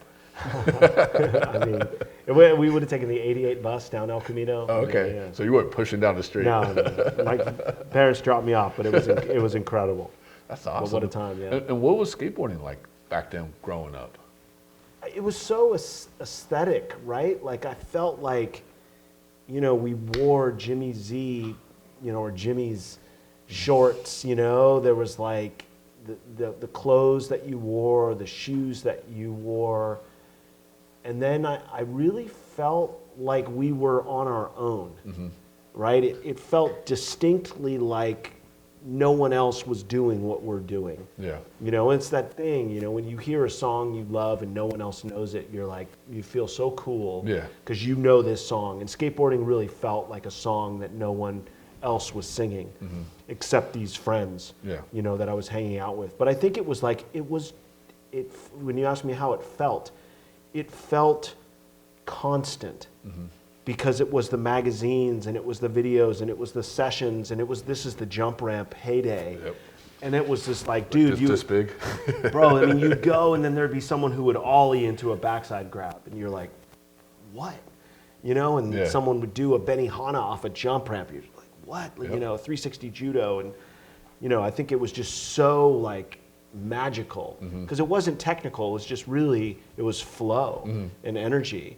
And I remember vividly all those skaters and all those jump ramp sessions, and you know, seeing someone sprack and ollie, you know, like 4 feet off the top of a jump ramp, and you're just like, wow. Yeah. You know, I'm like early grabbing like 6 You're inches. like this. Low center of gravity, no pop, ever. You're just like, yes, I got it. I was 100% Do you like, remember yes. how many times it took you to do it? I mean, you know, I feel like I had a little jump ramp, and you know, the problem with early grab on a little jump ramp is like the ramp, you just have to go super fast, you know. But I remember landing it in my driveway, and I have photos of it, and I like thought I was so much higher than I was. Yeah. I barely like cleared the lip. You just tipped it a little bit. Yeah. And I fully have like Air Jordans and the Beastie Boys New York Mets hat on. No like, way, you know. that's sick. You don't envision this all right now. I'm picturing that you're dressed up in this right Absolutely. I mean, it's not hard to remember, like, right? Like the moment you think of Jordan 1s and that Beastie Boys hat, it was like, that's the era, that's the moment. That's awesome. That's awesome. And then that's when you know, go further up a little more. So that's when you started more realizing like, hey, you know what? I'm going to go a total different way with skateboarding, or were you still like, hey, I want to try to be professional or go farther with it? I don't think, I think, you know, there were sponsored kids by they were sponsored by the local skate shop, which was called Palo Alto Sports Shop. And I mean, I think I was like, oh, it would be amazing if I could get sponsored by the skate shop. But I mean, let's be real. Like, I just, you know, really did it for fun. I kind of knew I wasn't great. Yeah. So to me, it was really about all these other ways of being in the culture, from taking photographs, and we were making zines, you know, so we would go and skate and print our photos and then put them on a piece of paper and write on it, and then Xerox copy that piece of paper and then tape those together, and so we were making zines in '87, and it was like, oh, this is how you can do cool things, and then it gave you an excuse to, you know, to shoot photos at a jump ramp session, right? Because you don't want to be a poser and like show up at a jump ramp session and not ever try to skate the jump ramp. True. But if you show up at the session and you shoot photos, you're way and cooler. then you get the guy's number and you're like, oh, I'll send you the zine when I make it, that can take you got your foot in the door. That takes you very far. Yeah. That's awesome to think that. I mean, because I remember, you know, growing up where I grew up in Pensacola, Florida. So I grew up with like Markovich and all those guys and stuff, and Scott Stanton and all them. And that's what we did. Zines. We had like homemade zines that we would make, and people like colleges would make, and we'd just take pictures of each other and stuff like that, skating and stuff. So. And you weren't really like critical of it. It was like a bad photo of a friend was rad, kind of no matter what, because we didn't have photographers who would shoot us. Like it was skateboarding was so exclusive in terms of who was getting the shine in those moments, that I feel like that's kind of why that moment is so beautiful for our generation, is because we kind of were like documenting ourselves, and then as we were documenting ourselves, and when I say we, I mean the generation, we started changing skating, you know, and then it's like, oh, well, you know. We had our own social media. For sure. 1,000,000%. We had the real social media, you know, they copied us. Yeah, you know? Yeah, exactly. No, that's totally true. And then that's when you started getting into filming too? Like photography, you kind of step away from photography? Skate camp summer 1988 was, I've talked about that a lot. I mean, I just had a transformative experience. They were filming the 8th Street video. Hold on, what? Filming the 8th Street video? Shackle Me Not was filmed at Santa Clara Skate Camp in 1988. That's like, you know, Matt Hensley. You know, who Matt Yep. Hensley. I got a story to tell. Please. He was my idol. I mean, I had my wall, like, whenever Transworld comes out, or Thrasher would come out with the mag, I'm like, all right, Matt Hensley picture. I had like thousands of Matt Hensley pictures on my wall. Yeah. Chain wallet. For sure. Cut off shorts. Totally Matt Hensley guy. Airwalks. Spray painted maybe with stickers on the end. Oh no, we dyed him. We dyed him. Yeah, that's sick. Dyed him, they turned brown. That's amazing. I mean, Hensley, you know, he was a legend. He was a legend. Still is. He's so confident and just so he's always been great at being himself. And I think the skaters who are the most timeless in skateboarding have an innate ability to be themselves. And we love that. When we watch someone be themselves and we kind of aren't like them, but we wish we were. You know, it was like Cab, you know, Lance Mountain. Like, oh my God, if you could have a personality like Lance Mountain, well, only Lance Mountain can have that personality. I agree. You know, but that summer, you know, they were filming Shackle Me Not, and through a series of events, I was able to kind of help. You know, I was like a PA with them filming, and I forged a relationship with Mike Chernowski, who ran 8th Street and made the videos. And I basically just started filming and documenting my friends full time. And Mike kind of just always watched my career from afar. That's awesome. I would send him videos of guys I was filming. He sponsored them by his companies. Then he used my footage in his videos. How did it make you feel? So I mean, it was. Mike. It was incredible. It was like, you know, I think when skateboarders, you know, we like to be seen skating, doing what we love, and when we get feedback, it's incredible. You don't do it for the feedback. You do it because there's something in the action that really makes you feel more alive than anything else. And for me, it's that documentation, making of the videos, sending the photos. But when someone identifies you, particularly someone you look up to, I think it kind of makes you feel like, oh, all of this was worth it. All of this was meant to be.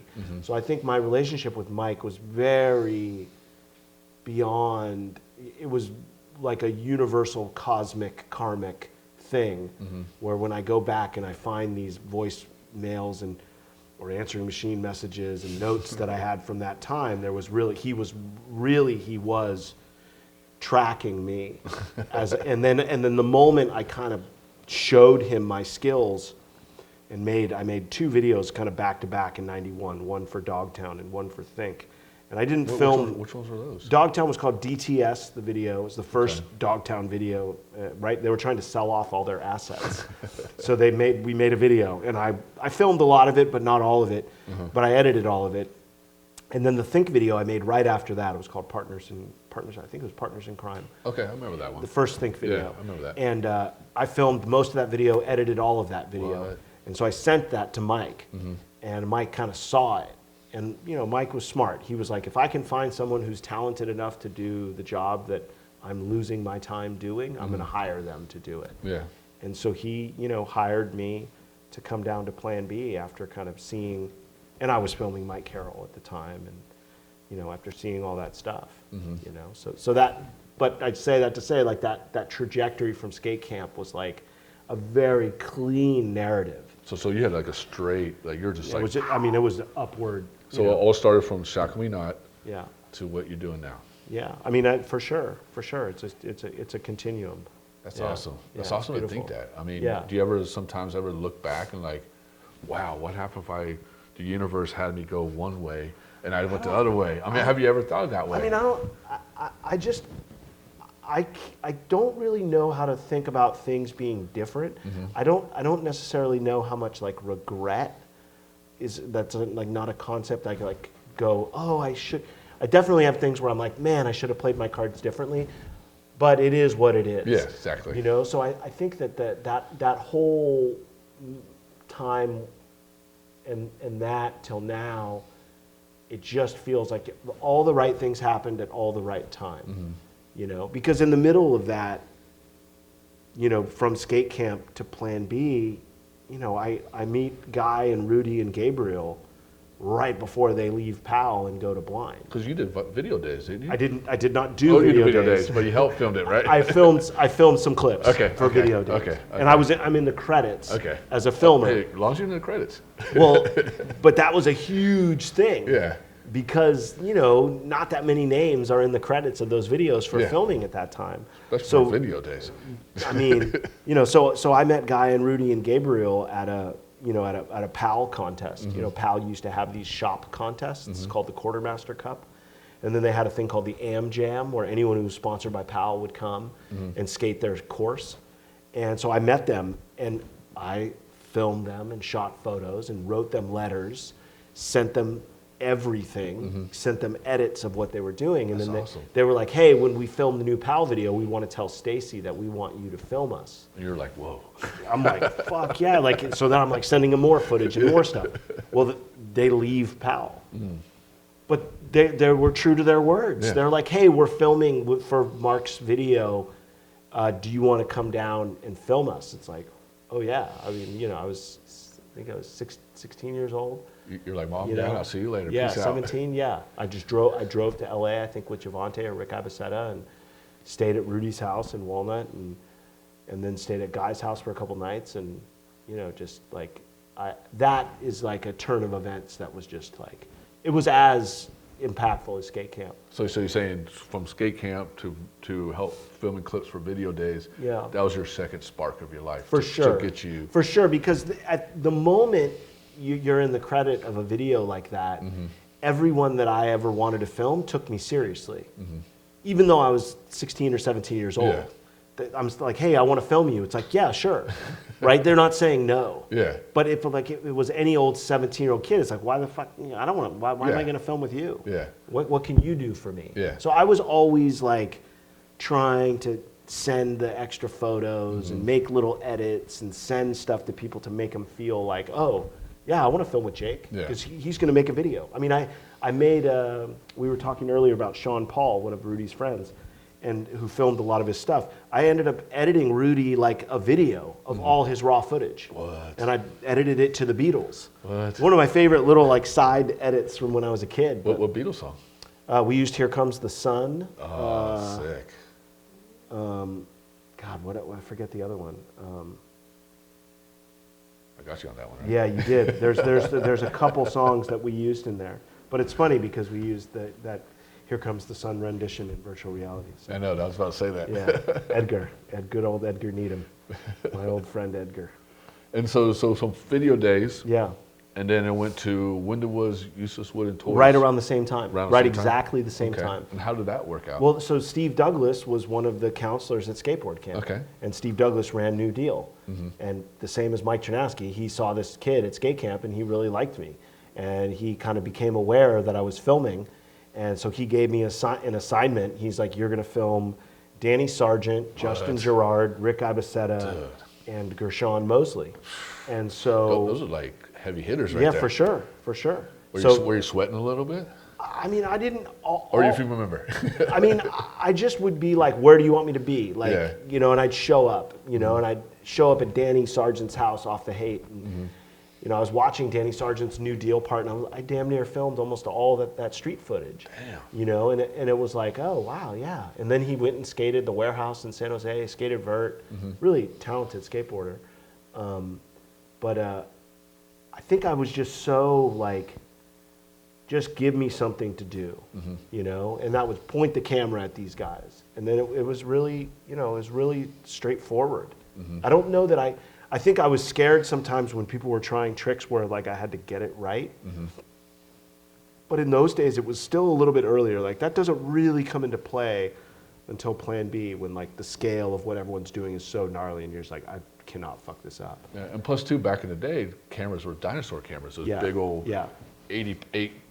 For sure. Big old I mean, cameras. that's one of the we used reasons. to have them too, you know? Yeah. So I had a little Canon camera, and then I made a little more money, and I got a better Canon camera. And then once I had that kit, I'm like, again, 17, 18 years old. You're like, let's do this. And it was like that, just going and going and going. And then when did Plan B fall into that? So Plan B falls in 91. Okay. Right? So, you know, I'm filming Mike Carroll in San Francisco, and they have the San Francisco Back to the City contest. I remember that. I'm there filming for Plan B. That was the one where they had the right in the fountain, right? Yeah, right in the fountain. Sheffy does his late shove I it remember there. that. Of course. Never seen that in Form 1. You know, and then the long shot that Sloshbach got for the beginning of his part. He looked so badass with the Ferris wheel behind him. And, you know, I started shooting for that, and I was shooting Mike Carroll, and I was finishing up these Think videos, and then you know, that just, Mike basically said, hey, you come to San Diego, you live with me, and we need another filmer and another editor.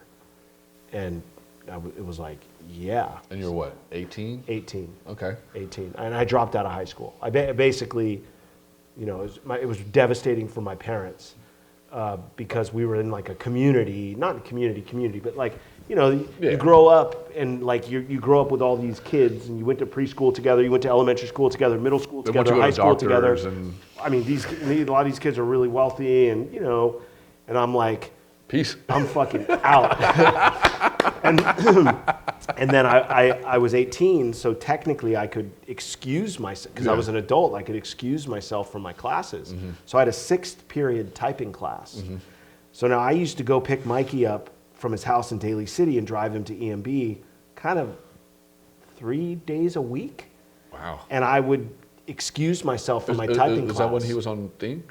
No, Mike Carroll. So Mike Carroll would be on H Street at that point. Okay. Right? Yeah, He went pro for H Street. So I would excuse myself from my 6th period typing class. Okay.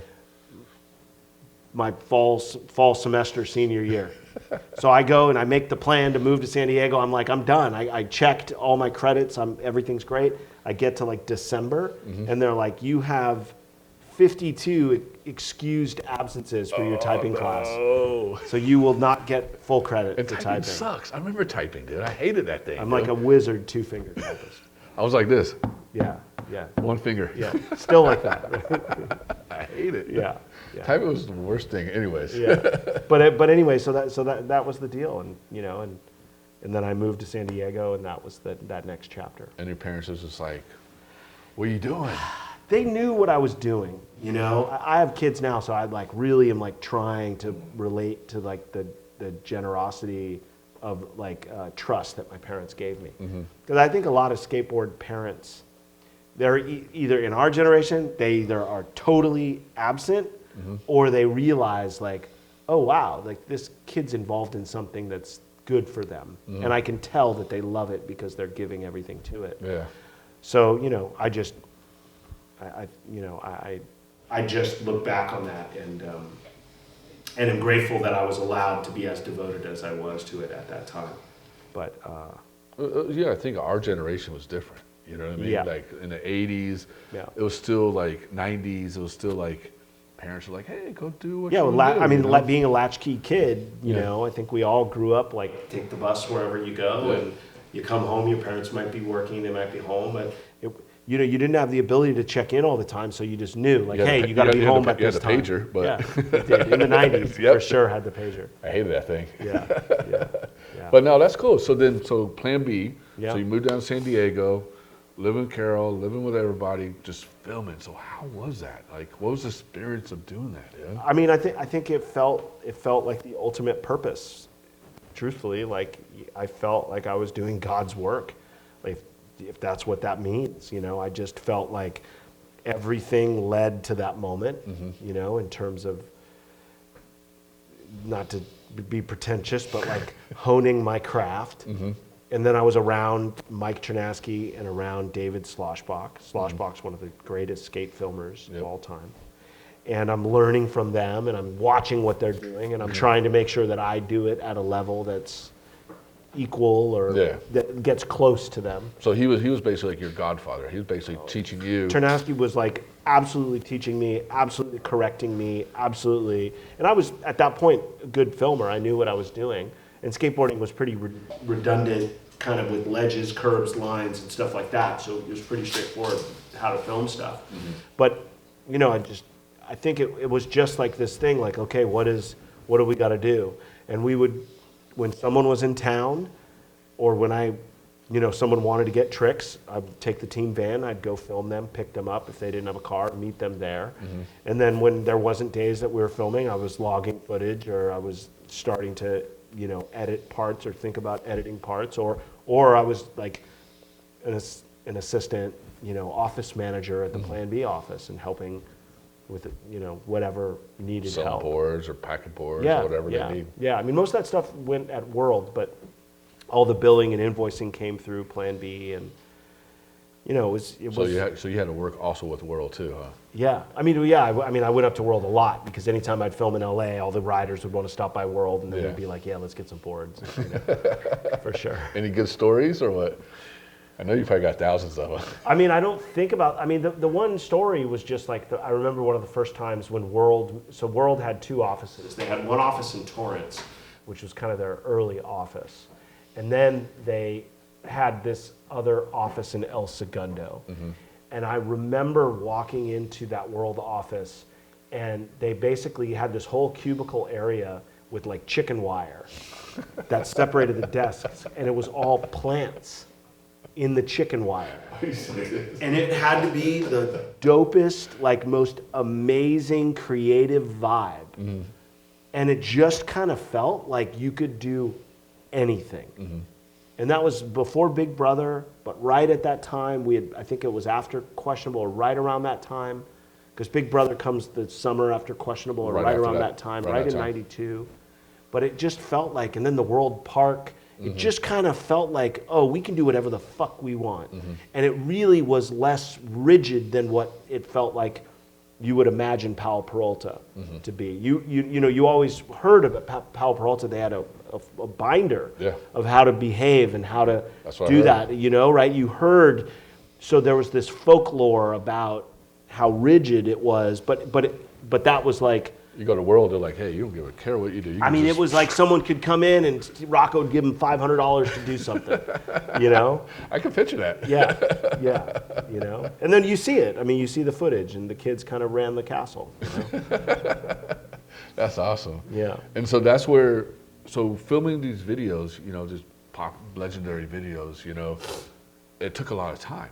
Yeah. I mean, how much time did you spend on these videos making all both videos? I mean, you know, you really, you know, would for Questionable, you know, they were filming that video, and there's footage in that video that's, you know, 14 months old, you know, because he knew he was leaving A Street early in '91, and then, you know, leaves in the spring, and they kind of formed the company then. So, you know, there's like about 14 months of footage that goes into Questionable, and then the editing for Questionable, you know, Mike edited the majority of that video, Sloshbach a little bit, me a little bit, and that just sort of started getting chipped away at. I mean, he had Duffy's part done in the fall of '91. Dang.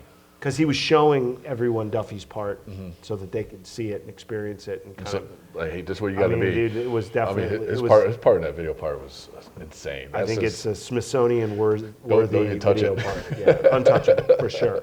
For sure. Especially that if you were so fortunate to watch it when it came out. I mean, I remember watching it. We all sat at home, and you know, we're like, all right, night of was premiered at the house. Everybody sat watching it and was just like blown away. Yeah. And then go skate right afterwards. Yeah. And try to copy half of those tricks. Absolutely. And then try to play them back and figure out how they were doing what they were doing. Like, how do you do that? Especially Okay. some of the Rodney stuff in there is Oh my crazy. And gosh. Sal's like ollie back foot flip, Oh like, my you know, gosh. just weird stuff. But that was about, you know, 14 months, and then virtual was like a really tight schedule. We, you know, kind of filmed for a year, and then, you know, really edited it in a pretty short amount of time. We had like a really good formula. You know, I think we really understood each skater. I'm personally partial to virtual reality just because This is your baby. yeah, well, just because I was so entrusted by Mike with that video, and I did a lot of the work, the nuts and bolts work on that video, and sort of being in Mike's shadow with his trust at that time was like the ultimate blessing. Like you felt like, oh, I made it. Yeah. In Questionable, I was like helping, and I felt Yeah. like, oh, you know, he's You're like you the can second edit all hand. the credits. You're like the third hand, You know? second Yeah, hand. exactly. You can edit contests and demos And put your name in bails. there. Yeah, of course. I mean, you're still doing the work. you Yeah, know? yeah. And he was always good about crediting people for doing the work, which Yeah. was a great thing for me to learn. Because I've always felt as I've gotten older, like, you know, you give someone a chance and you give them the credit. And I just know how a credit changed my life. Yeah. So, I mean, think about it. yeah, that's what I'm saying. Yeah, Just that one little credit name in yeah, there. yeah. And it's another thing I'm going to ask you too is because Sure. I mean, making skate videos, and you know, William was talking about it earlier. You know, it's about music because Yeah. nowadays it's like what he says, and I agree with him. You know, nowadays they're just throwing on YouTube and throwing on music in here on social media, this and that, and they're not putting time into music, and they don't understand. Some of the videos. Yeah. But when you know your videos and everybody else's like video days and all these old videos that we grew up watching, Yeah. it was like the music has to go good with the Yeah, skating because yeah. it goes perfectly. Yeah, I mean- how did you manage to do that? I think that in general, skateboard videos thrive off of good taste. So, I mean, sure, there's definitely videos today that have music that feels like it's just put in there, but there's a lot of videos today that have great music Oh, yeah. and great choices. And I think that, you know, the one of the most important ingredients to, you know, skating, to a successful skate video is the choice of music. Yeah. And I you know, I grew up, my parents had the Jimi Hendrix Experience, had the White Album, had metal from Yep. Pink Floyd. Like, I had a lot of good music Yeah. in my childhood. And Mike had incredible taste, very broad taste. He wasn't as like into hip hop, but you know, he appreciated what good music. Yeah. So I think some of, you know, my infusion and the team's infusion was kind of pushing some of that hip hop into the Plan B videos. Well, there's a lot of classics in there, a lot Oh, of yeah, choices. definitely, especially Rick Howard's. You know, for sure. I mean- and I believe that like Rick, you know, I mean, Ned's Atomic Dustbin, I'm pretty sure that's a Mike Ternasky choice for Questionable. And then, you know, Rick and Megan kind of like suggested Rick James, and I think we were thinking of 2 songs. And then we did Give It To Me, Baby. Well, you know, my favorite part of all the both Plan B videos is the credits. Yeah. Running the credits is always my favorite because I just want to watch it because it's all the behind the scenes Yeah. and especially the music just Yeah. going right through Well- it, man. That's what I mean. Everybody had great parts, but I always like wanted to watch the credits. I'll tell you, Tommy, it's almost as if you knew I was going to be here, because that was literally, that is, I believe, my strongest personal touch on those videos. It's the credits. Is that was my responsibility, was to edit the credits. Yeah. And a lot of that is my footage around these guys that I worshipped, even though some of them were younger than me and they were my same age. Yeah. So the credits, I think, had this like playful thing about the dream of hanging out with them. Yes. And how fun it was, and how like the hijinks, but also like I just really loved these guys, really loved them. And so when I would be alone with them, I'd kind of point the camera and say something. They'd be really annoyed by me, but there's like gold. Exactly. All like, it's all gold. And in later years, when I looked at Secondhand Smoke, which I'm so like, I feel so fortunate that I was able to make that video and kind of like fulfill Mike's body of work. But it's kind of missing me as a filmer in the credits. I kind of did my best with what was there. But Questionable and Virtual feels so much like. Yeah. I mean, because after watching those credits in those videos, and then, you know, credits in video days and credits in, all, you know, and then try to watch other skate videos, and it's like, oh man, the video was good, but the credits sucked. You know, that's, Yeah. I mean, because you can see, I mean, I think some of the girl stuff for sure has definitely. great credit footage. Yeah. You know, I think it's, you know, for me, filming wasn't a job. It was, but I really felt lucky the whole time I did it. Yeah. And so I think sometimes now in skateboarding, you're so nervous about getting the trick. The skating is so gnarly. You don't want to mess with the particles in the air. You know, I mean, but that's a real thing. You know what I mean? Like I remember rolling up on Greg Hunt and Abe when they were filming downtown, and I would like roll down my window and was like being sarcastic to Greg, and he looked at me and I was like, "Oh fuck, I got to get out of here," because they were like in the middle of the session. I'm like, they were focused. You know, they were very focused, like almost like he didn't recognize me. Yeah, like yeah. I was like, I'm like, don't want to fuck with these guys. I felt so bad for like days, weeks after. I was like, oh, that was a really serious moment. But I think that's kind of what it is, you know? And I think for me, like, I just always loved these guys, and I just always felt lucky to be with them. And I think I was, you know, I was a little bit annoying.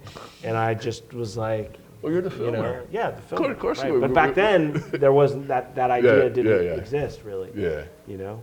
And so you did a book. Yeah, yeah. So, I mean, I just unwrapped this book. I I bought love it, and it, I dude. kept it in my backpack Yeah. for today. Yeah. You want to talk about the book? Yeah, this is right before my eyes. You know, the lovely thing about the book is and on this standard edition, there's a photograph on the back. And this is in July of 1998. Okay. And that's me filming Dell. Okay. And I'm wearing my virtual reality t-shirt, which whenever I worked on a film project, I wore the virtual reality shirt for good luck. You Okay. know, at that point, Mike Ternasky was passed. But this photograph is, I can show you something in your book. You won't be too mad at me. Oh, no. So- This is your book still. So when I went to Hawaii with Hieroglyphics, and that relationship really started with the Plan B videos. But this is you know, these are some frames of film that I shot for the music video with Dell. And the concept, the loose concept originally was that it was going to be like a Hawaii tourism video. That's sick. And so in the process of making the book, I found the photograph that Domino behind Dell took. So the book, you know, right before my eyes really just captures a decade in my life of, you know, falling in love with the world in front of my camera and me finding my voice to be a filmmaker. And, you know, it showcases going from skate to Plan B, and the tether, the tie is this relationship to hieroglyphics, which kind of came about through the Plan B videos. And the book is just, you know, I keep shit, I collect shit. So the book is like photographs Well, you're a of stuff. skateboarder. You're a skateboarder. Yes, You know? a skate hoarder, skateboarder, all of it. But yeah, awesome. Greg Hunt was my editor. Alexander Hansford was my book designer. And yeah, it's been incredible to kind of like finally complete it and share it with people. And I think I'm starting to realize, I always knew I was lucky, but I'm now starting to realize how lucky I was to have a front row seat with aspects of the culture that, I mean, from 88 to 98, that's the prime Yeah. culture right there. Yeah. You know, I mean, that's like you said, hip hop was starting to get introduced to skate videos. You know, like what was it? I don't know who had the Dell song. Was it Mike Carroll that had no, the Dell? Sal Barbier had and it. Dell had the, Mikey had the hieroglyphics track, Yes, Burnt. yes. Yeah. So I mean, that would introduce us to me and other people to that. Oh, Yeah. This is wow! I'm gonna buy Yeah. this album just Yeah. because of That's these right. guys. That's and these, right. and a lot of musicians, a lot of hip hop artists that we have on our show, previous episodes, previous seasons, they all like, look, Yeah. we thank skateboarding Yeah. because we wouldn't be where we're at if it wasn't for skate videos Yeah, and that's skaters supporting us. That's right. You know. Yeah, and that for me was what I've like very clearly understood my position and my part in hieroglyphics and Plan B being kind of what it is. Yeah. You know, I mean, and that's not to say like Sal Barbier loved Dell Yeah. and wanted that music in his part. Mike Carroll loved Dell and Wanted- Hyro and wanted that music, Well, but at they're a from certain that Bay Area. but at a so- certain point, you got to do the legwork to get the music in the video, and then Yeah. when we made virtual, I made it my like job to get that music. Definitely, that's awesome. And where can people buy the book at? You can buy it directly from my website, jacobrosenberg.tv You heard that? /shop. I self-financed it, self-published it, You hear that? Grab and the book.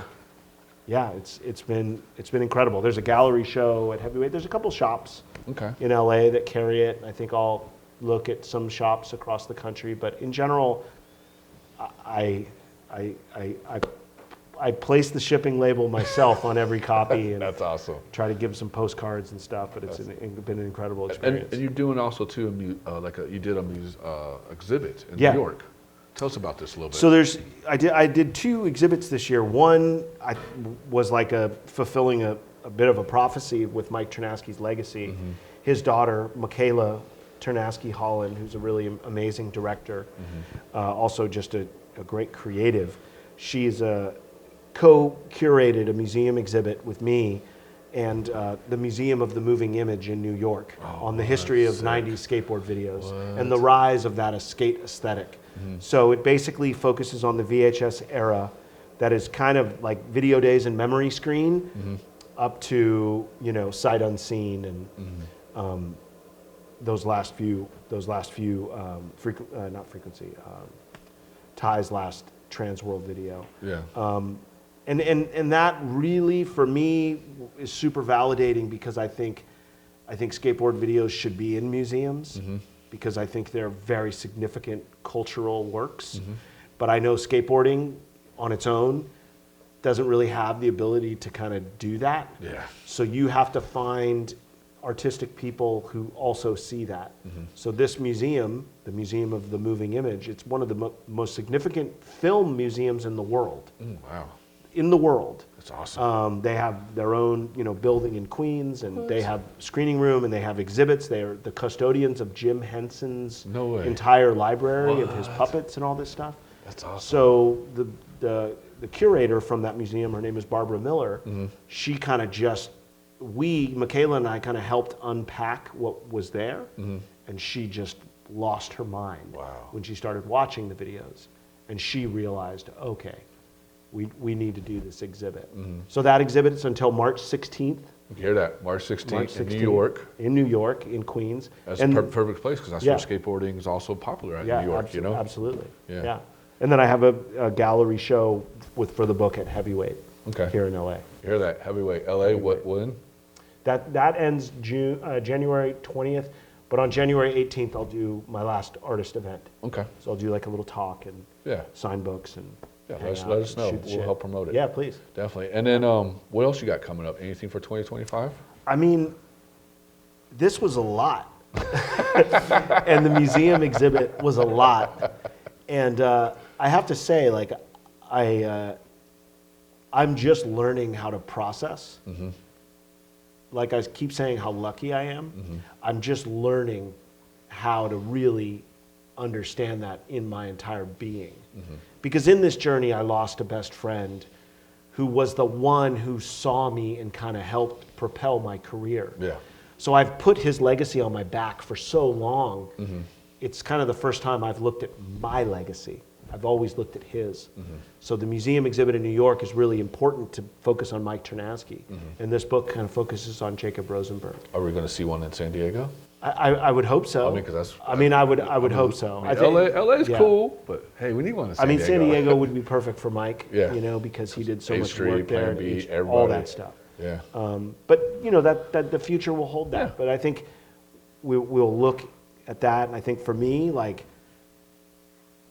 the most important thing in creative work, the process is very important, but finishing is so important, you know. And William talked about that, and it's just so right on that, you know, make things and finish them.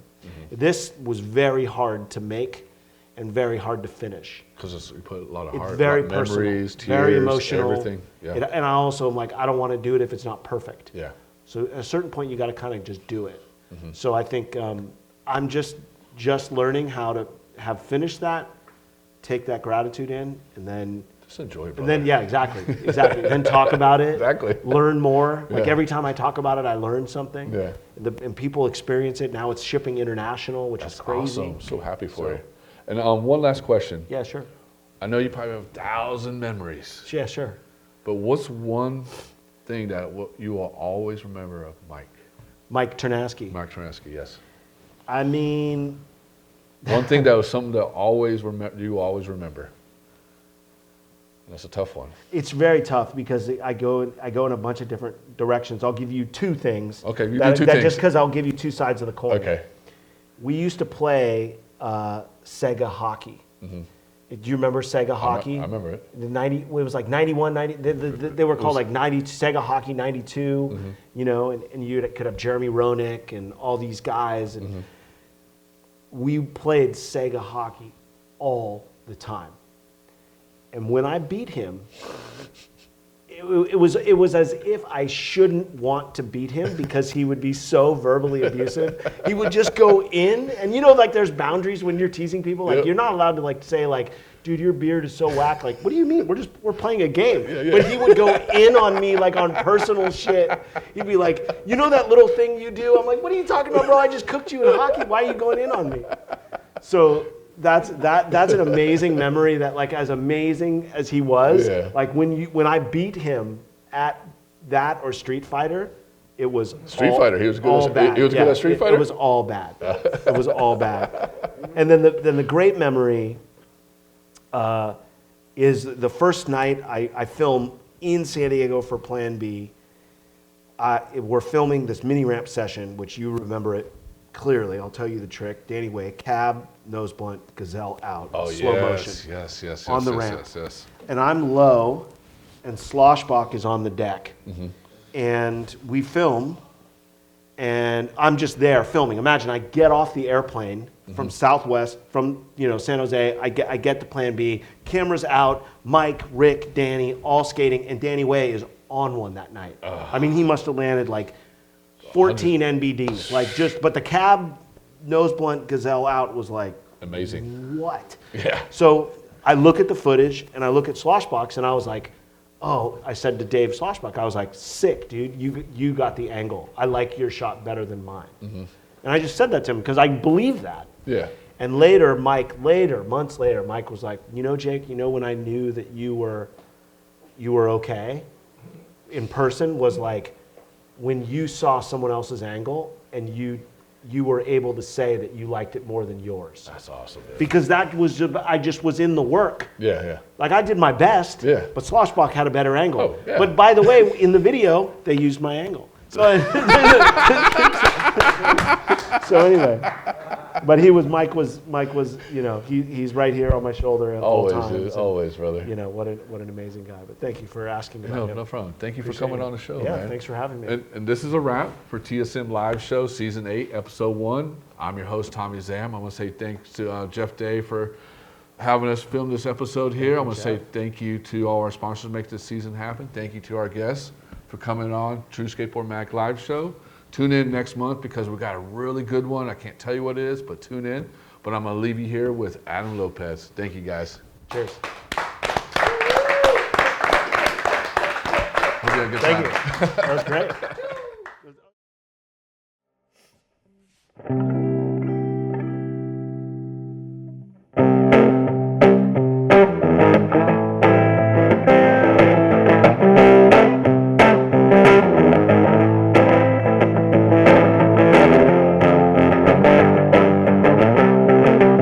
Your foot's on the gas pedal of my heart. Speeding towards the cliff and the jalopy falling apart. This rust bucket can't support us anymore. Cruising for a breakdown on the side of the road.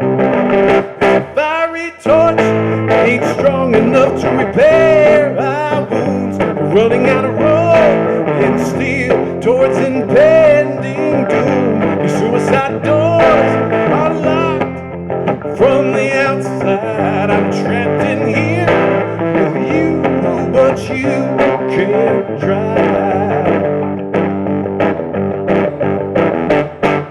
The wheels are coming off and the spark plugs just won't spark. Our lights don't work and daylight's turning to dark. Speeding downhill and the brakes won't brake.